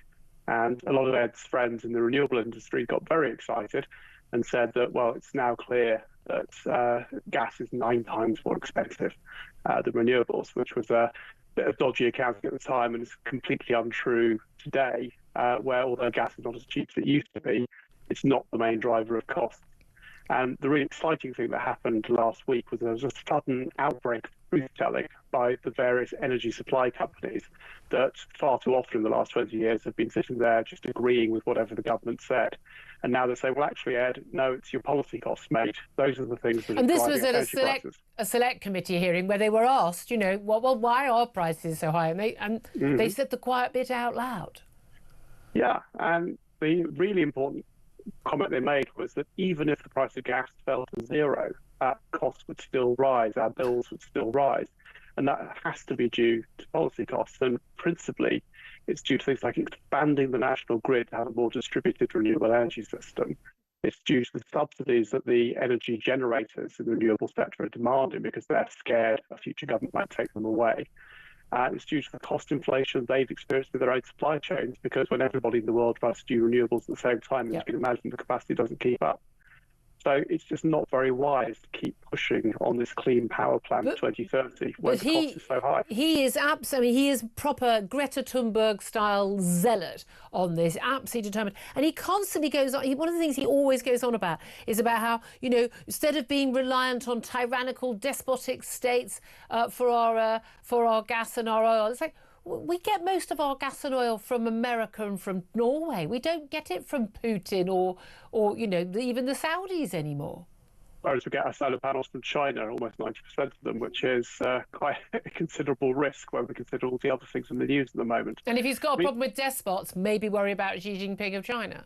Well, quite. I mean, his heart is in the right place. He wants to save the world from climate change. No, he's not. His heart. No, I don't even accept that. This is the idea: the people who are trying to impoverish us, when they and we are, we are means to an end. That they're nice people. The communists thought they were nice people too. And frankly, so did the Nazis. Genuinely, they thought they were doing the right thing. No, he's not a good person. He's not doing it. This is an capitalist move. Anti-capitalism is, by definition, going to plunge us into poverty. Making people poorer isn't a nice thing. Yeah, so obviously we'd share the view on the anti-capitalism. I mean, there's far too much of the Green movement that's rooted in the idea of trying to control people through climate change as an excuse. Yeah. But if we get back to brass tacks, he doesn't actually need to do much to rescue the situation. He could reverse his policies on the North Sea, so we've got access to our own resources, the hedge against whatever other plans he has. He should cancel the next round of renewable subsidy bids because they're far too expensive already and they're much higher than the wholesale price of electricity. I believe that he's thinking about removing VAT from energy bills, which would be... Well, he's not. He doesn't thing. have any say over that. But come on, who are we kidding? Rachel Reeves, the Chancellor, needs every penny she can get. She's not going to take VAT off energy bills. Well, it's been rumoured, and it might not be a bad thing because that is just a cost of government, and it's one of the advantages of Brexit that you have the ability to do that because the old 5% rate relates to very odd EU rules at the time. But it will, you'll get some of that back from the increased spending, or you would if you hadn't spent the money already on renewable subsidies. Yeah. So the bills, you might not even, they might do that. You might not even notice in your bills. Yeah, that's the thing. I mean, what is fascinating, he's still making all these claims about how he's going to create 400,000 more jobs by 2030 in the clean energy sector. I mean, this is just pie in the sky stuff.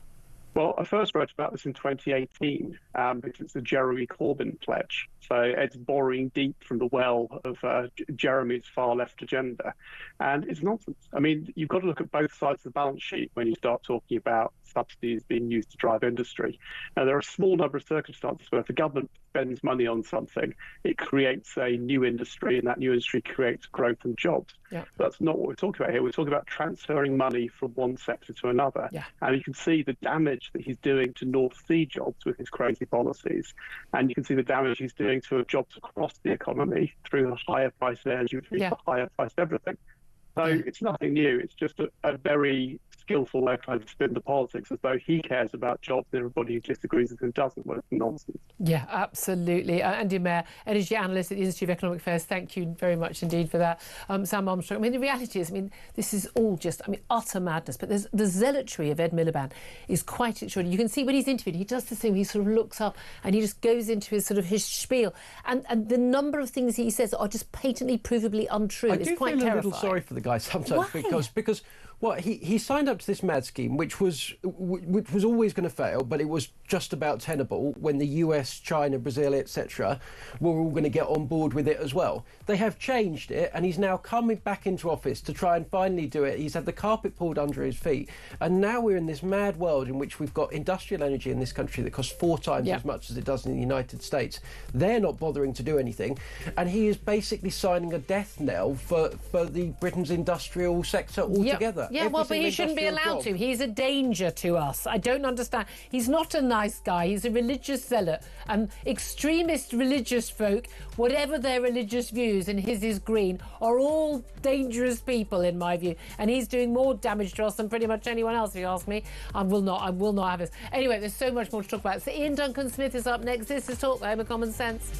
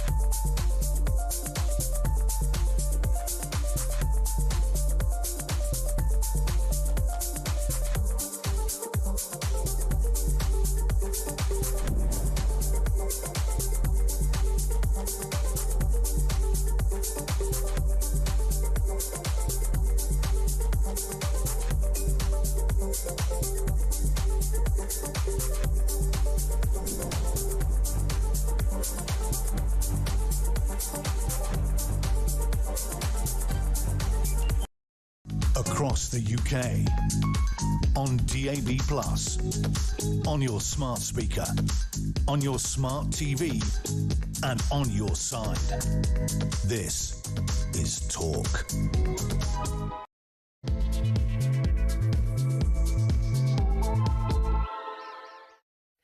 Very good afternoon. Welcome back to the show. It's 2 minutes past 12 o'clock. This is Talk, the Home of Common Sense, with me, Julia Hartley-Brewer. And whether you're listening on DAB+ radio, on your smart speaker, watching on YouTube or your connected device, thank you so much for your company.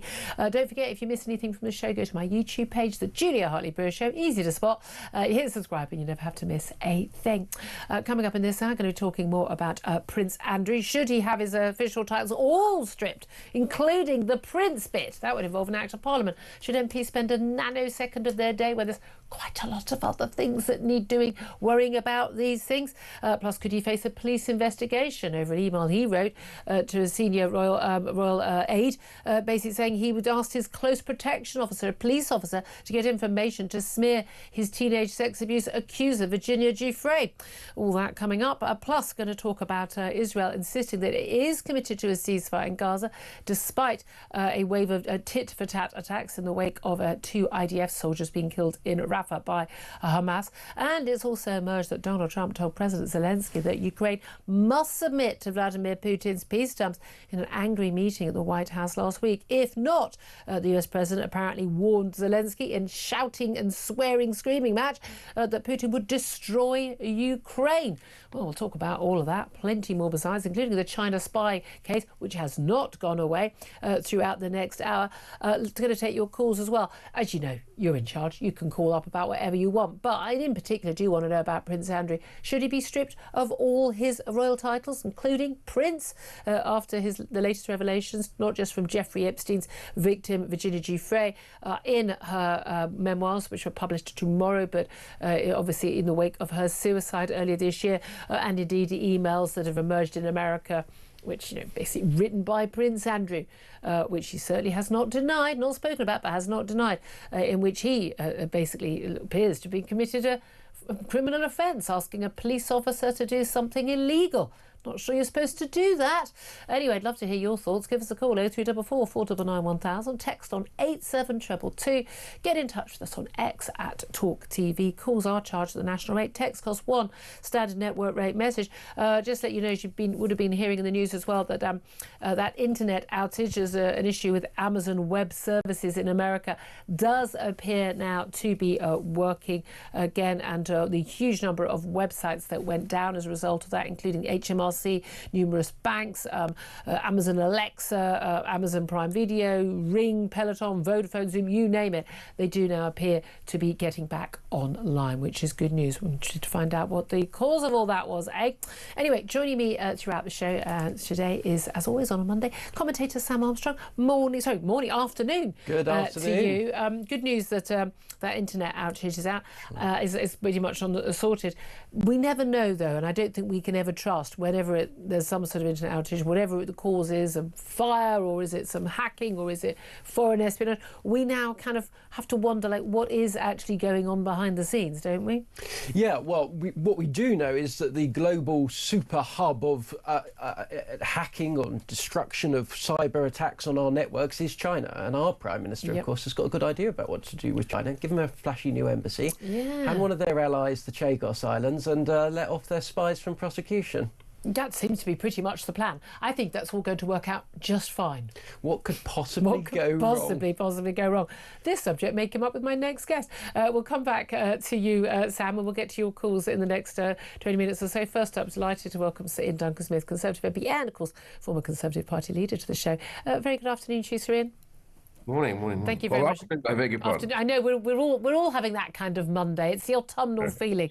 I blame the government. Absolutely. I'm going to come on to China in a moment, and various other affairs. I want to go quite a lot with you, but can I just ask you first of all about Prince Andrew? Should he be stripped of all his titles? Should Parliament spend any time getting rid of the Prince bit?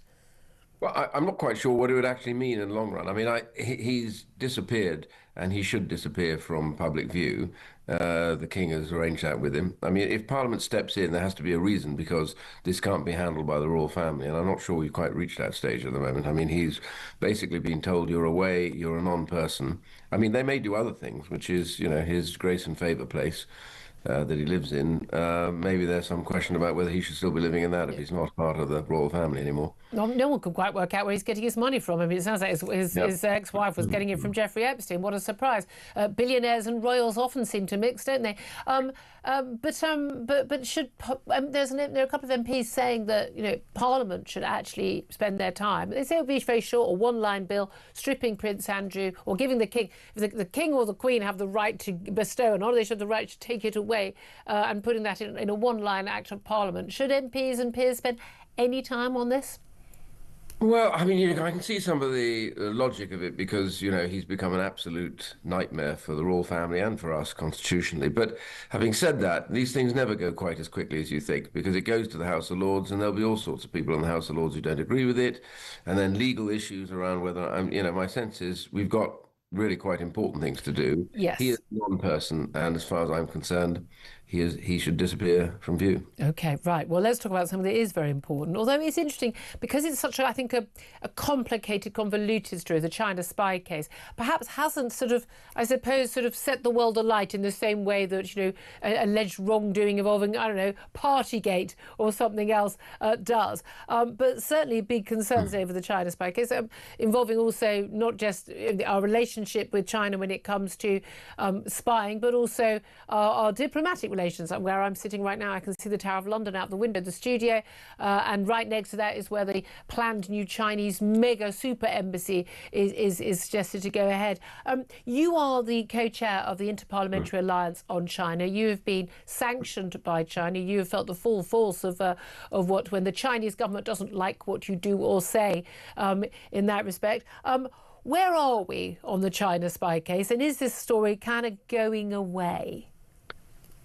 Well, IPAC actually is now 53 countries, with members very worried about China, from Japan to America, including South America as well, and Africa. So China hates us and hates me for that as well. So badge of honour, I would say. Well, it's a painful one at times. But the main thing is that the issue here isn't going away at all, because the government has quite clearly fibbed its way through a lot of this. They've ducked and dived and not answered questions. But I think there are now a series of questions which came out finally in the weekend media, particularly in the Sunday Times, where they showed that all their stuff about, the Deputy National Security Advisor not speaking to anybody, he was going to do this all of his own. Suddenly you discover he was writing things that came straight out of the Labour manifesto, which are completely irrelevant to the request that he had. Are they still a threat?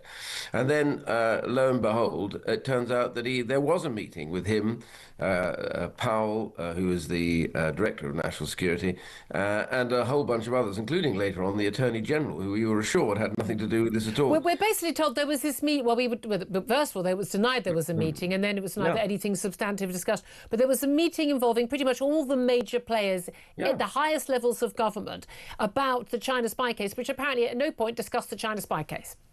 Well, apparently not. They gave themselves self-denying ordinance, and they talked about football. But, I mean, really? Are we serious? And the second bit of this is, did any of them, or was there a note produced for the Foreign Secretary or for the Prime Minister? Because I find it hard to believe that a meeting like this, dealing, as we are now told, quite clearly, with the fallout for any decision that was to go ahead with prosecution, etc. So they met on that. I would be very surprised if Powell, who is the direct appointee of the Prime Minister, did not, at some point, either give him a note or brief him on what the outcome of the meeting was, because he's very high up in that list of people wanting to do a trade arrangement with China. And the same goes for the Chancellor, who's now known, I gather, in the Foreign Office as the Dragon Lady, because she's so desperate to go and do business with China.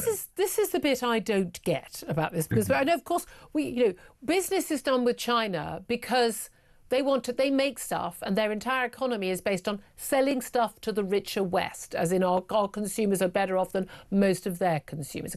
There's lots of riches in China, however, there are also an awful lot of very poor people in China still. That's communism for you, folks, Now, No, the trade is going to happen because we want to buy their cheaper stuff and they want to sell their stuff to us. That's going to happen anyway. Rachel Reeves went over to China and came back with some £1 billion trade deal. I mean, that's literally like, that's not even worth even mentioning in terms of the volume of trade that goes between our two countries. What does she think she's going to get, or what does the Prime Minister think is going to get that's going to miraculously save our economy, that is worth basically saying, we don't mind if you spy on us, we don't even mind if you have an embassy that's got a planning application which has retracted, it's a redacted, huge redacted sections in the basement where you're going to be basically right next to huge number of absolutely vital communication networks for the City of London, and we're going to give you give your mates the Mauritius, the Chagos Islands. We're going to do all of that. What are we getting in return? Well, right, there's a number of points there. If I quickly deal with them. Rachel Reeves, as I said earlier on, now nicknamed the Dragon Lady, goes over there and she comes back saying they've already got a huge deal. In fact, I think it was HSBC that talked about 500 million or something that was going to go in, which in global terms is like all the paper clips and the spare stationery. That has now been invested in. So it was peanuts, and it was completely and obviously cosmetic. So that was a lot of nonsense. The second thing is, what do we think we'll get from them? Yes, you talked about cheap product, but cheap product comes at a price, and it's a human price in China. China is an egregious user of slave labor. We are talking millions of people, men mostly, in slave labor in China, whether they're Tibetans, whether they're Muslim Uyghur, whether they're now Outer Mongolians. It's all the people that the Chinese government, the CCP, Chinese Communist Party, does not like because they are not Han Chinese. So the kids are getting re-educated to be Han Chinese, never to speak Uyghur or have any Tibetan or anything else like that, and become loyal Han Chinese. And the rest are being eradicated either through slave labor or forced sterilization, which is what takes place. They make all sorts of products for us as slave labor. Solar arrays, much beloved of the Environment Secretary at the moment, who frankly just fills me with horror every time I see him on the television. But the reality is that he was buying that stuff in great droves. So we finally got an amendment to the bill, or the Great British Energy Bill, that stopped them doing that. So that's one thing. And they buy there's lots of stuff that people on this call will have bought, not realizing. They were made by slave labor. So it undercuts the market, and the WTO are totally against it. They do everything to break the rules and then claim they're not a full member of the WTO because they're a developing... It's the World Trade Organization, so they're a developing nation, apparently. So they can get away with it. But do you believe that our Prime Minister and his National Security Advisor, Jonathan Ballows, is somehow beholden to China, or do they genuinely think that it's a good idea for us to rely on them economically when there is so much evidence they are a hostile nation state, and certainly none of their values, and I mean none of their values, align with ours? None at all. And here's where the conundrum exists. The last government was finally heading towards placing them in the upper tier of FIRS, which would refer to them, therefore, as a threat. The election came before they did that, but that was their plan. I would argue late in the day, but nonetheless, that was the plan. This government has completely reversed that position and decided that they're desperate for China. Why? Because they think that China is going to thump money in investments into the UK, foreign direct investment. Now, the trouble is with that is that China hasn't done any of that since 2017. That's gone off the edge of a cliff.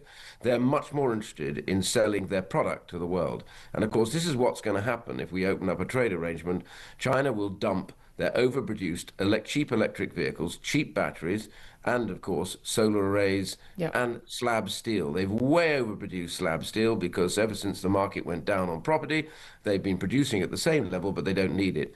So they want to dump that in the UK as fast as they can, rebadge it as British, and get it sold elsewhere. That's their plan, and it will destroy the British car industry, it will destroy the British steel industry, it will pretty much lay waste to what's left of our industrialised sections. Sounds like a good plan.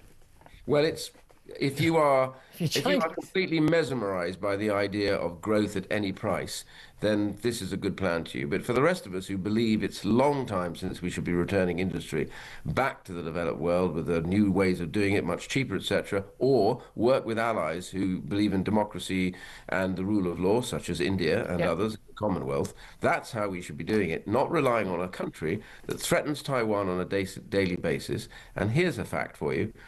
It has 130 times now the capability to build naval ships. One shipyard in China builds more naval ships than the whole of the United States. That is a growing threat. Yeah, and I wonder why they're doing it. And is it 8% of their GDP currently spent on military? Again, there are subtle hints that things are afoot, and we'd be rather stupid to ignore them. Not so subtle, to be fair. No, well, I'm being sarcastic, yes, I mean. Let's talk about another country that should be more of an ally, and that is Israel. What do you make of the decision by the authorities in Birmingham, all a bit confusing over who made the decision and exact reason why, who they were trying to protect, but to basically call on for the cancellation of the match between Tel Aviv Maccabi and Aston Villa on November the 6th. Do you think that was the right decision to make, and what do you think the reason was? Well, the wrong decision was to try and ban Maccabi fans, because that would have given in to the whole trope of anti-Semitism and others saying that to be a Jew is as bad to be anything else, as if they're all Israelis. They're not. Yeah.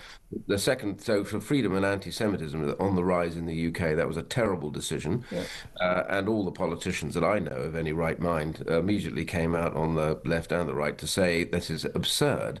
You know, what kind of a message is that after we've just lost 2 people in a synagogue attack, to say that Jews are not welcome? Jews are welcome everywhere. Is that? But that's it, is it? Now, we've seen some statements from local councillors, from local self-appointed community leaders, from the pro-Gaza MPs, the Jezbollah bunch, and they often say the quiet bit out loud. But is this about the fact that these fans who are being... I must correct myself. The match is going to go ahead, but the Tel Aviv fans are not going to be allowed to attend. That's the current state of play. Is this because they are Jewish, or is this because they're Israeli? Now, they're saying it's because they represent an Israeli team and they believe that Israel, quite wrongly they believe, Israel has been committing genocide in Gaza. Well, either way, I think they're wrong. And one of the excuses they used at the beginning was that, there's been real problem in Amsterdam when they were over there, and we therefore can't have them. But of course, what was pointed out, they have anyway played in Istanbul, not a single problem, a Muslim state.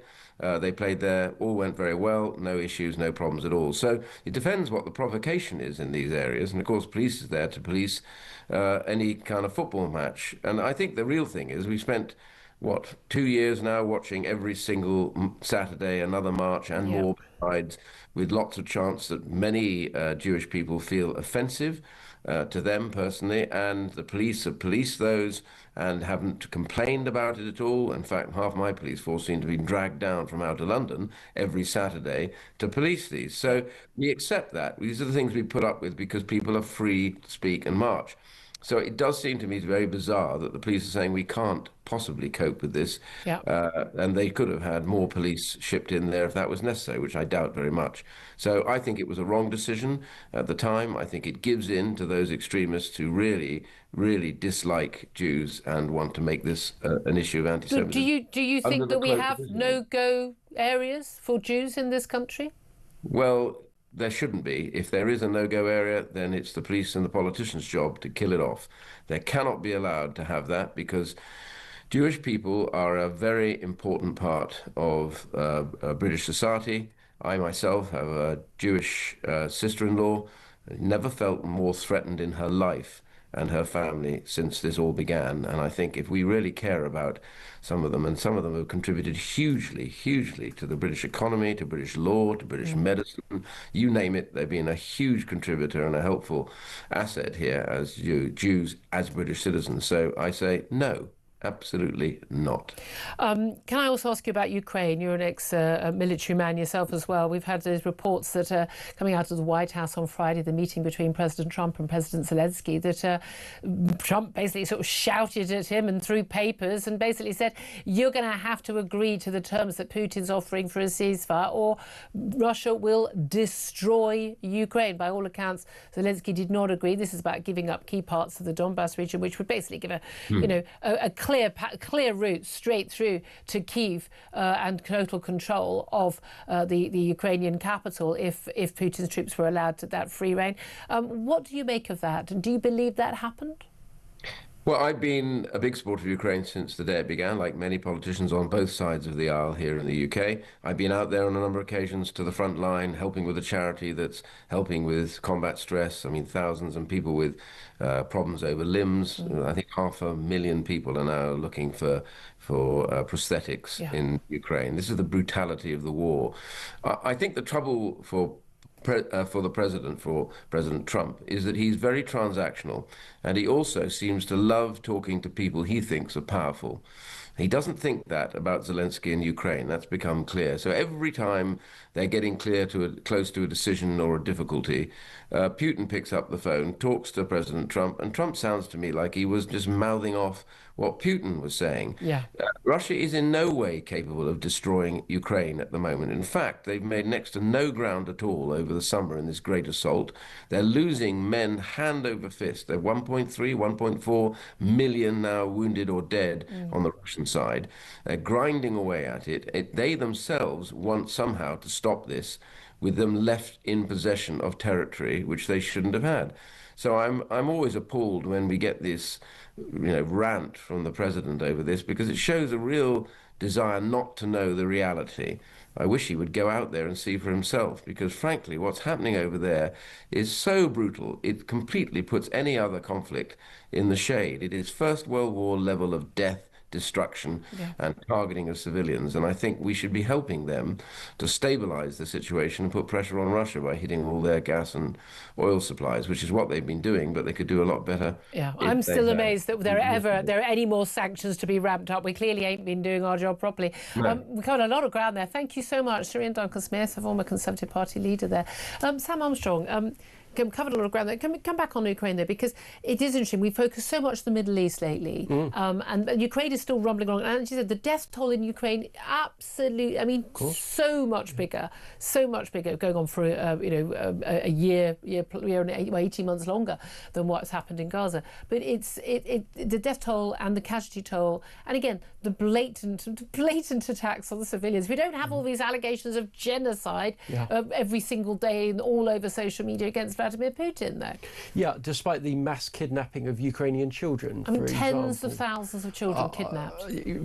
Crickets. Yeah. But we must always remember in the West, democracy is a great asset. It's what has made us so fantastic and wonderful, and it's at the heart of all our successes. But it contains a little weakness, which is we can be easily distracted. Yeah. And the likes of Vladimir Putin rely on us being very, very outraged when initially he goes and invades Ukraine. But over time, when gas is still expensive, Prince Andrew's in the news, food is expensive, that we just get bored. And to some extent, his gamble has kind of paid off, right?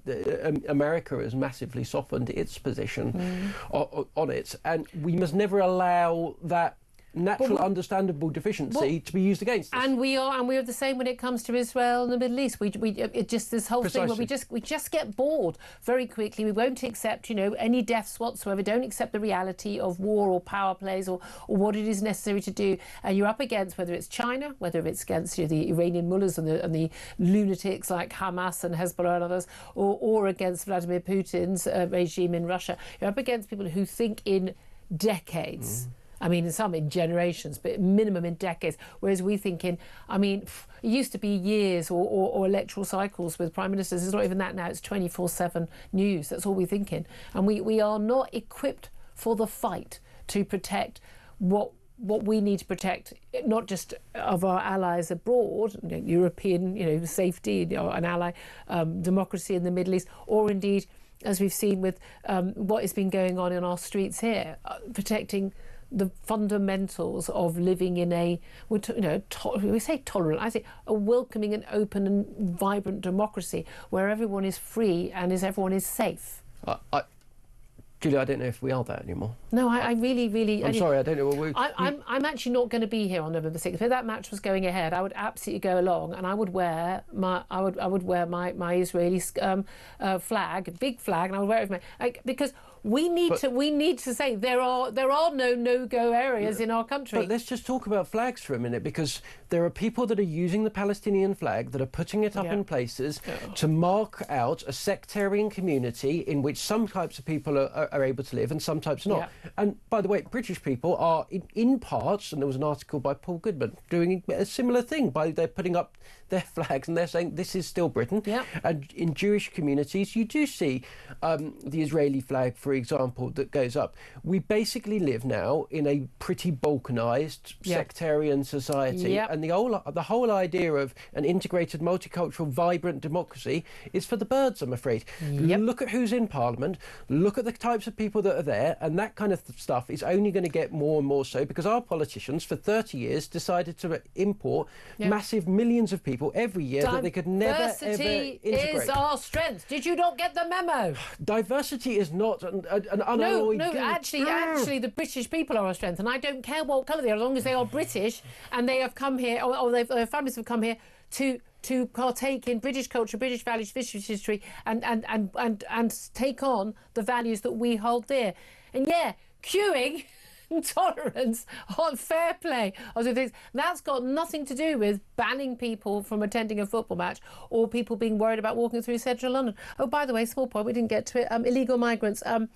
Labour small boats fast this year's arrivals so far are only 82 fewer than the entirety of 2024. It's only mid-October, and we've still got some decent months of weather ahead.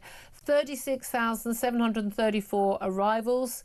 42 out. The Home Office put out their little tweets yesterday. Very pleased. Another 16 people in the one in, one out little sort of, foreign correspondent exchange scheme with France. I mean, it's mad. Absolutely mad. 36,700 people have paid criminal gangs to break into this country. And what did we go and do? We sent a lift to pick them up and we stuck them in a hotel on your and our dime. And we have seen just a litany of cases now of the consequences consequences of the violent and sexual crime. There are people that are dead today that wouldn't be. There are people that have had the most awful ordeals. It is disgusting. It is disgraceful. It is a national emergency, and we have a prime minister and a government that seems to just think it's about tinkering.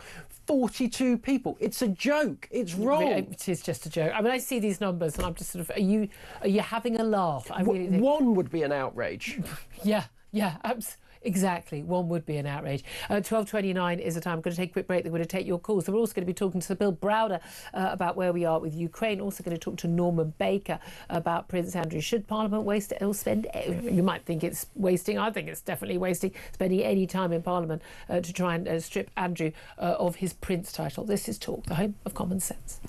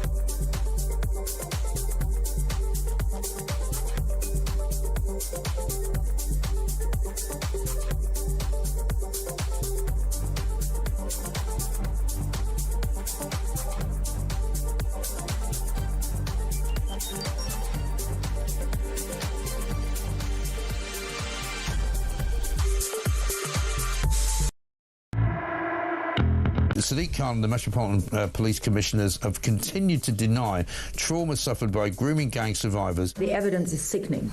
Children as young as 13 raped in under hotels by groups of men. It's all there in the official reports that the mayor personally read.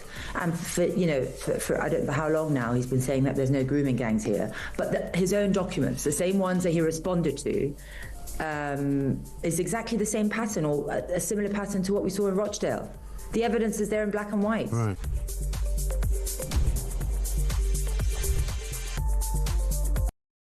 Across the UK, on DAB+, on your smart speaker, on your smart TV, and on your side. This is Talk. Good afternoon, welcome back to the show. It's coming up to 12:33. Let's go straight to your calls, 0344 499 1000. James is on the line in London. Now, James, you want to talk about that Aston Villa, Tel Aviv, Maccabi match. What do you want to say? Yeah, I just want to say, Julia, do the Premier League and do Aston Villa know what the word irony actually is? Because on Sunday, Aston Villa took the knee at a Jewish football club on Sunday against racism. That's irony to me. And if we're talking about the behaviour of the Israeli fans... But wait a minute, it's not Aston Villa that have called for this, the opposition fans. I don't think we should blame Villa. Well, if that is the case, then Aston Villa should play behind closed doors, out of fairness. Yes, because, absolutely. I want to take you down memory lane. Chief Constable of... the Midlands. If you're talking about the behaviour of the Israeli fans, I'll walk you down memory lane. 2008 Europa League final. Yep. Rangers fans trashed Manchester City Centre. It didn't stop them when they came and played Manchester United in 2010 in the Champions League. There was no restrictions put on them. So let me tell you, if it quacks like a duck, waddles like a duck, it's a duck. But this is the thing. It's so obvious what this is really about, isn't it? It's like all these attempts to sort of get Israel out of Eurovision. For a start, I think it's a bit strange that Israel and Australia are in Eurovision, but there we are. But again, it's just about sort of just trying to sort of make Israel a non-country. You can't compete. You can't do anything. You're a bad country. But they don't seem to have the same problem with a lot of other countries which are committing genuine war crimes against their own people. Absolutely correct. We don't see the Olympic Committee or FIFA kicking out China for what they do to the Uyghur Muslims, Burma for the Rohingya Muslims. We don't see anything about the Central African Republic. We don't see anything about Africa. We let that go. Yeah, I mean, exactly. Again, we all know why. James, thank you for that. Appreciate it. Interesting call. Herbie's on the line in Harrow. Hello, Herbie. What do you want to say? Good afternoon. Welcome to Germany, Nazi Germany #2, Great Britain 2025, Julia. But that's the reality, because this is the thing. This is how it started. Jews aren't welcome here. Exactly, Julia. And it's exactly what's going on now. We're heading for a crisis like we've never known before. You know, people are starting to wake up. It's a little bit too late now. We seem to... No, I don't think it's too late. Well, I hope it's not. I really hope it's not. It's just something needs to be done now. Oh, absolutely. No, exactly. And I'm sorry. I think it's going to involve mass arrests of people on some of these pro-Palestinian marches. You can go on a march, but you can't carry anything anti-Semitic. We need to be really, really clear about it. But it also involves an awful lot of the people who like to stay quiet and not make a fuss and not get involved. Well, you need to stop being quiet. You need to start speaking out. You need to be gob on a stick like you and me. Yeah, but Julia, the trouble is the mosque needs to be told as well where they're preaching this hatred as well. Yeah. Within their ceremonies, you know. Well, no, but these people need to be arrested. You couldn't get away with preaching that level of hatred against Muslims, or indeed, quite rightly, you shouldn't be allowed to do that. You shouldn't be allowed to preach it against black people, or no, it wouldn't be allowed. So why is it allowed? Well, you know, it's a cultural difference, and intifada means something different. No, we all know what these words mean.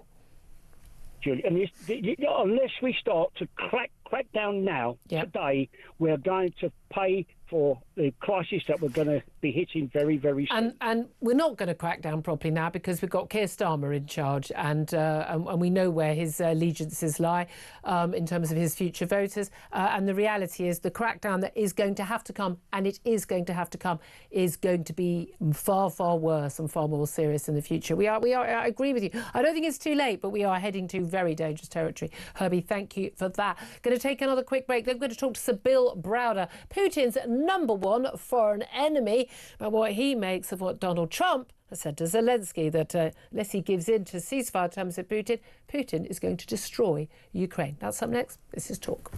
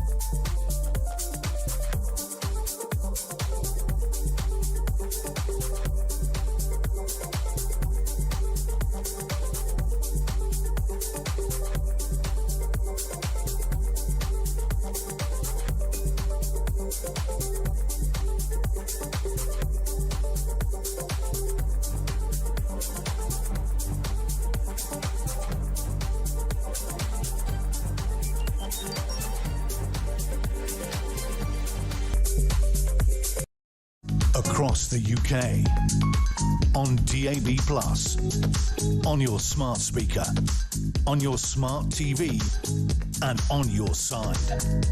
This is Talk. Very good afternoon. Welcome back to the show. 12:40 is the time. Let's talk more about where we are in Ukraine. Lots of focus on the Middle East lately. But by the way, this horrific war in Ukraine sort of rumbling on. Well, let's talk about this with Sir Bill Browder. He's Putin's #1 foreign enemy. That's a great title to have. He's also head of the Global Magnitsky Justice Campaign. A very good afternoon to you. Great to see you. Thank you very much indeed for joining us. Well, Ukraine very much back in the news. Lots of hope from some of the things that Donald Trump has said about how you might be giving some long-range missiles to Ukraine to help them fight in the war effort against Putin. Apparently there was a phone call with Vladimir Putin, and what a surprise. Suddenly things seem to have changed. And in a meeting at the White House last Friday, it was understood, now reports claim that Trump got pretty angry with President Zelensky. Papers were thrown, voices were raised, and basically said, you need to take a ceasefire deal with Putin. Otherwise, Putin will, in his words, we are told, destroy Ukraine. What do you make of both the reports of that conversation, but also the strange thing we seem to see with Donald Trump seeming to sort of lurch from, I'm going to give Ukraine everything they need to fight Putin, and they need to give in to the terms of whatever Putin asks. What do you make of all of that? Well, first and foremost, Putin has been trying to destroy Ukraine for 3.5 years. He's been trying to take over the country, and he hasn't succeeded. And so I don't think that Trump can tell Zelensky what Putin is going to do on the battlefield and have any more credibility than Zelensky has in his own mind about his position to defend himself. Second, Trump and the United States stopped supporting Ukraine militarily and financially when he became president for the second time. And so he's already sort of placed his cards where he wants them to be. He'll sell weapons to the Europeans, and the Europeans have to use their own money to pay for the weapons and send them to Ukraine.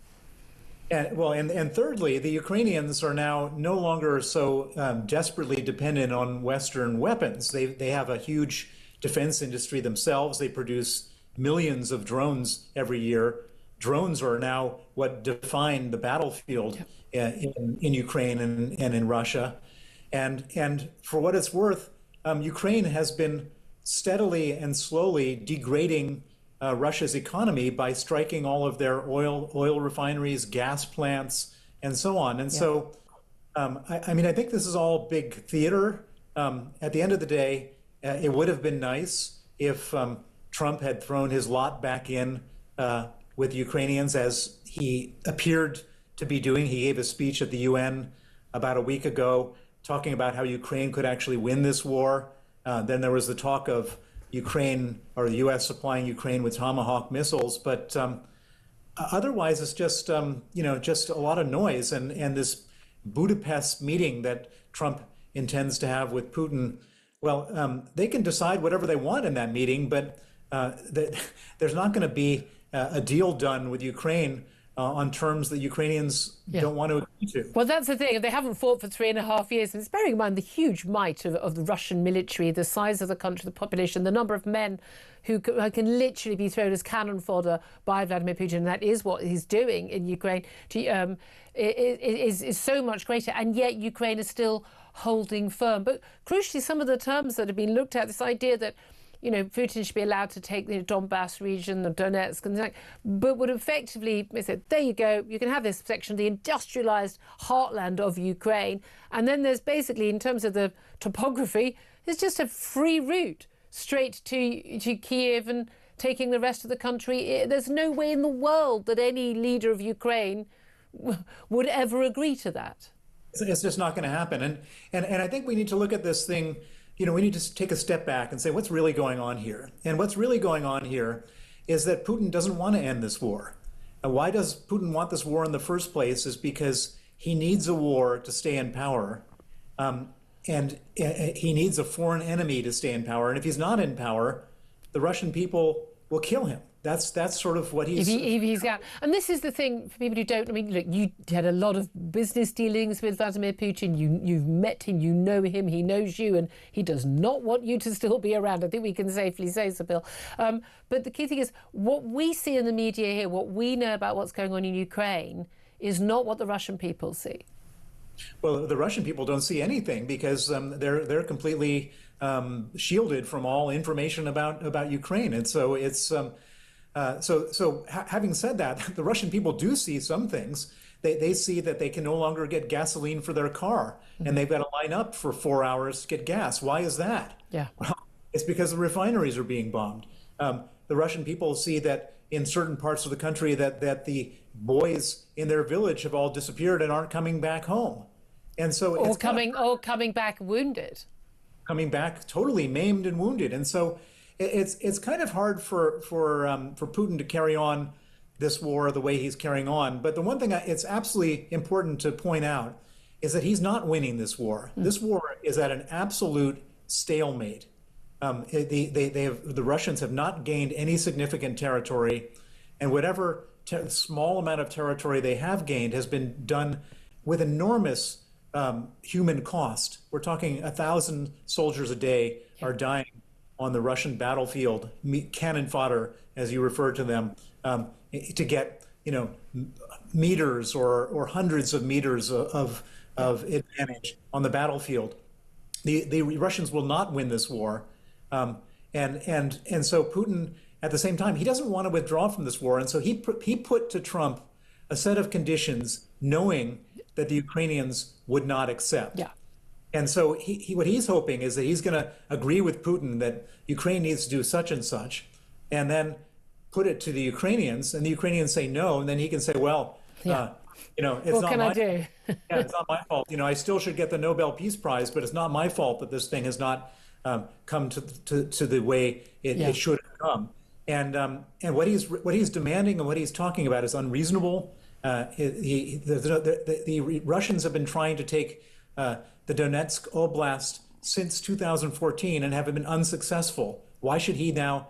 Why should Zelensky hand that over? And they won't hand it over. Well, indeed, and no other country would do. Can I ask you also, just very briefly, there's another story about Russian spies and hard-left humanitarian groups working with people smugglers to flood Europe with illegal migrants. This is according to a Bulgarian Interior Minister, Daniel Mitov, who said his government had evidence that Russia's Foreign Intelligence Service has direct links with the criminal gangs, basically facilitating the illegal immigration into the European Union. Do you believe that is the case? Absolutely, and this is a strategy of Putin's from the very beginning. If you remember, he was carpet bombing Syria. And why was he carpet bombing Syria?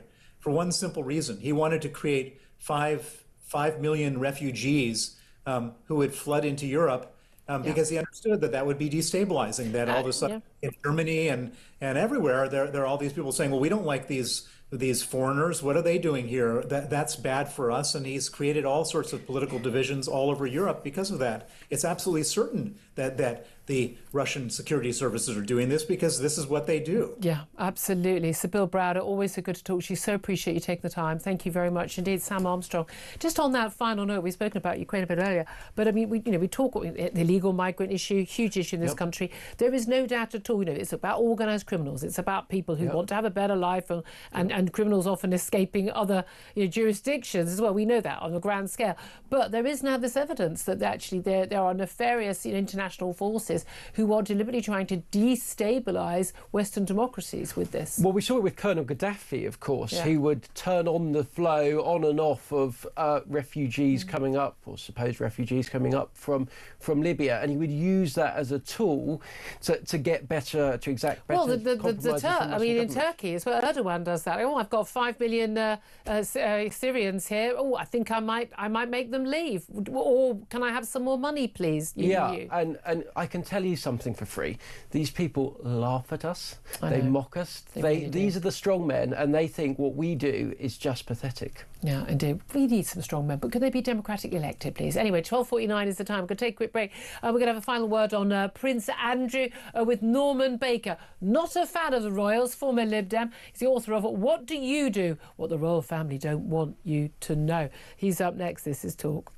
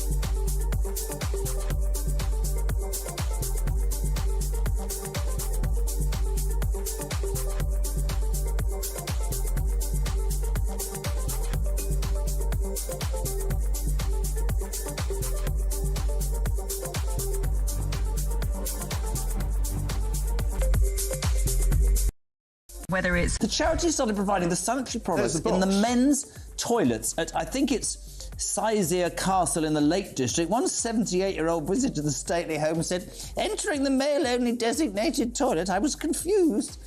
Pads and tampons were provided and a male disposable bin. I went outside. I wanted to check if I'd used the wrong toilet because I do mess up occasionally. Why are there pads and vegan tampons in the men's?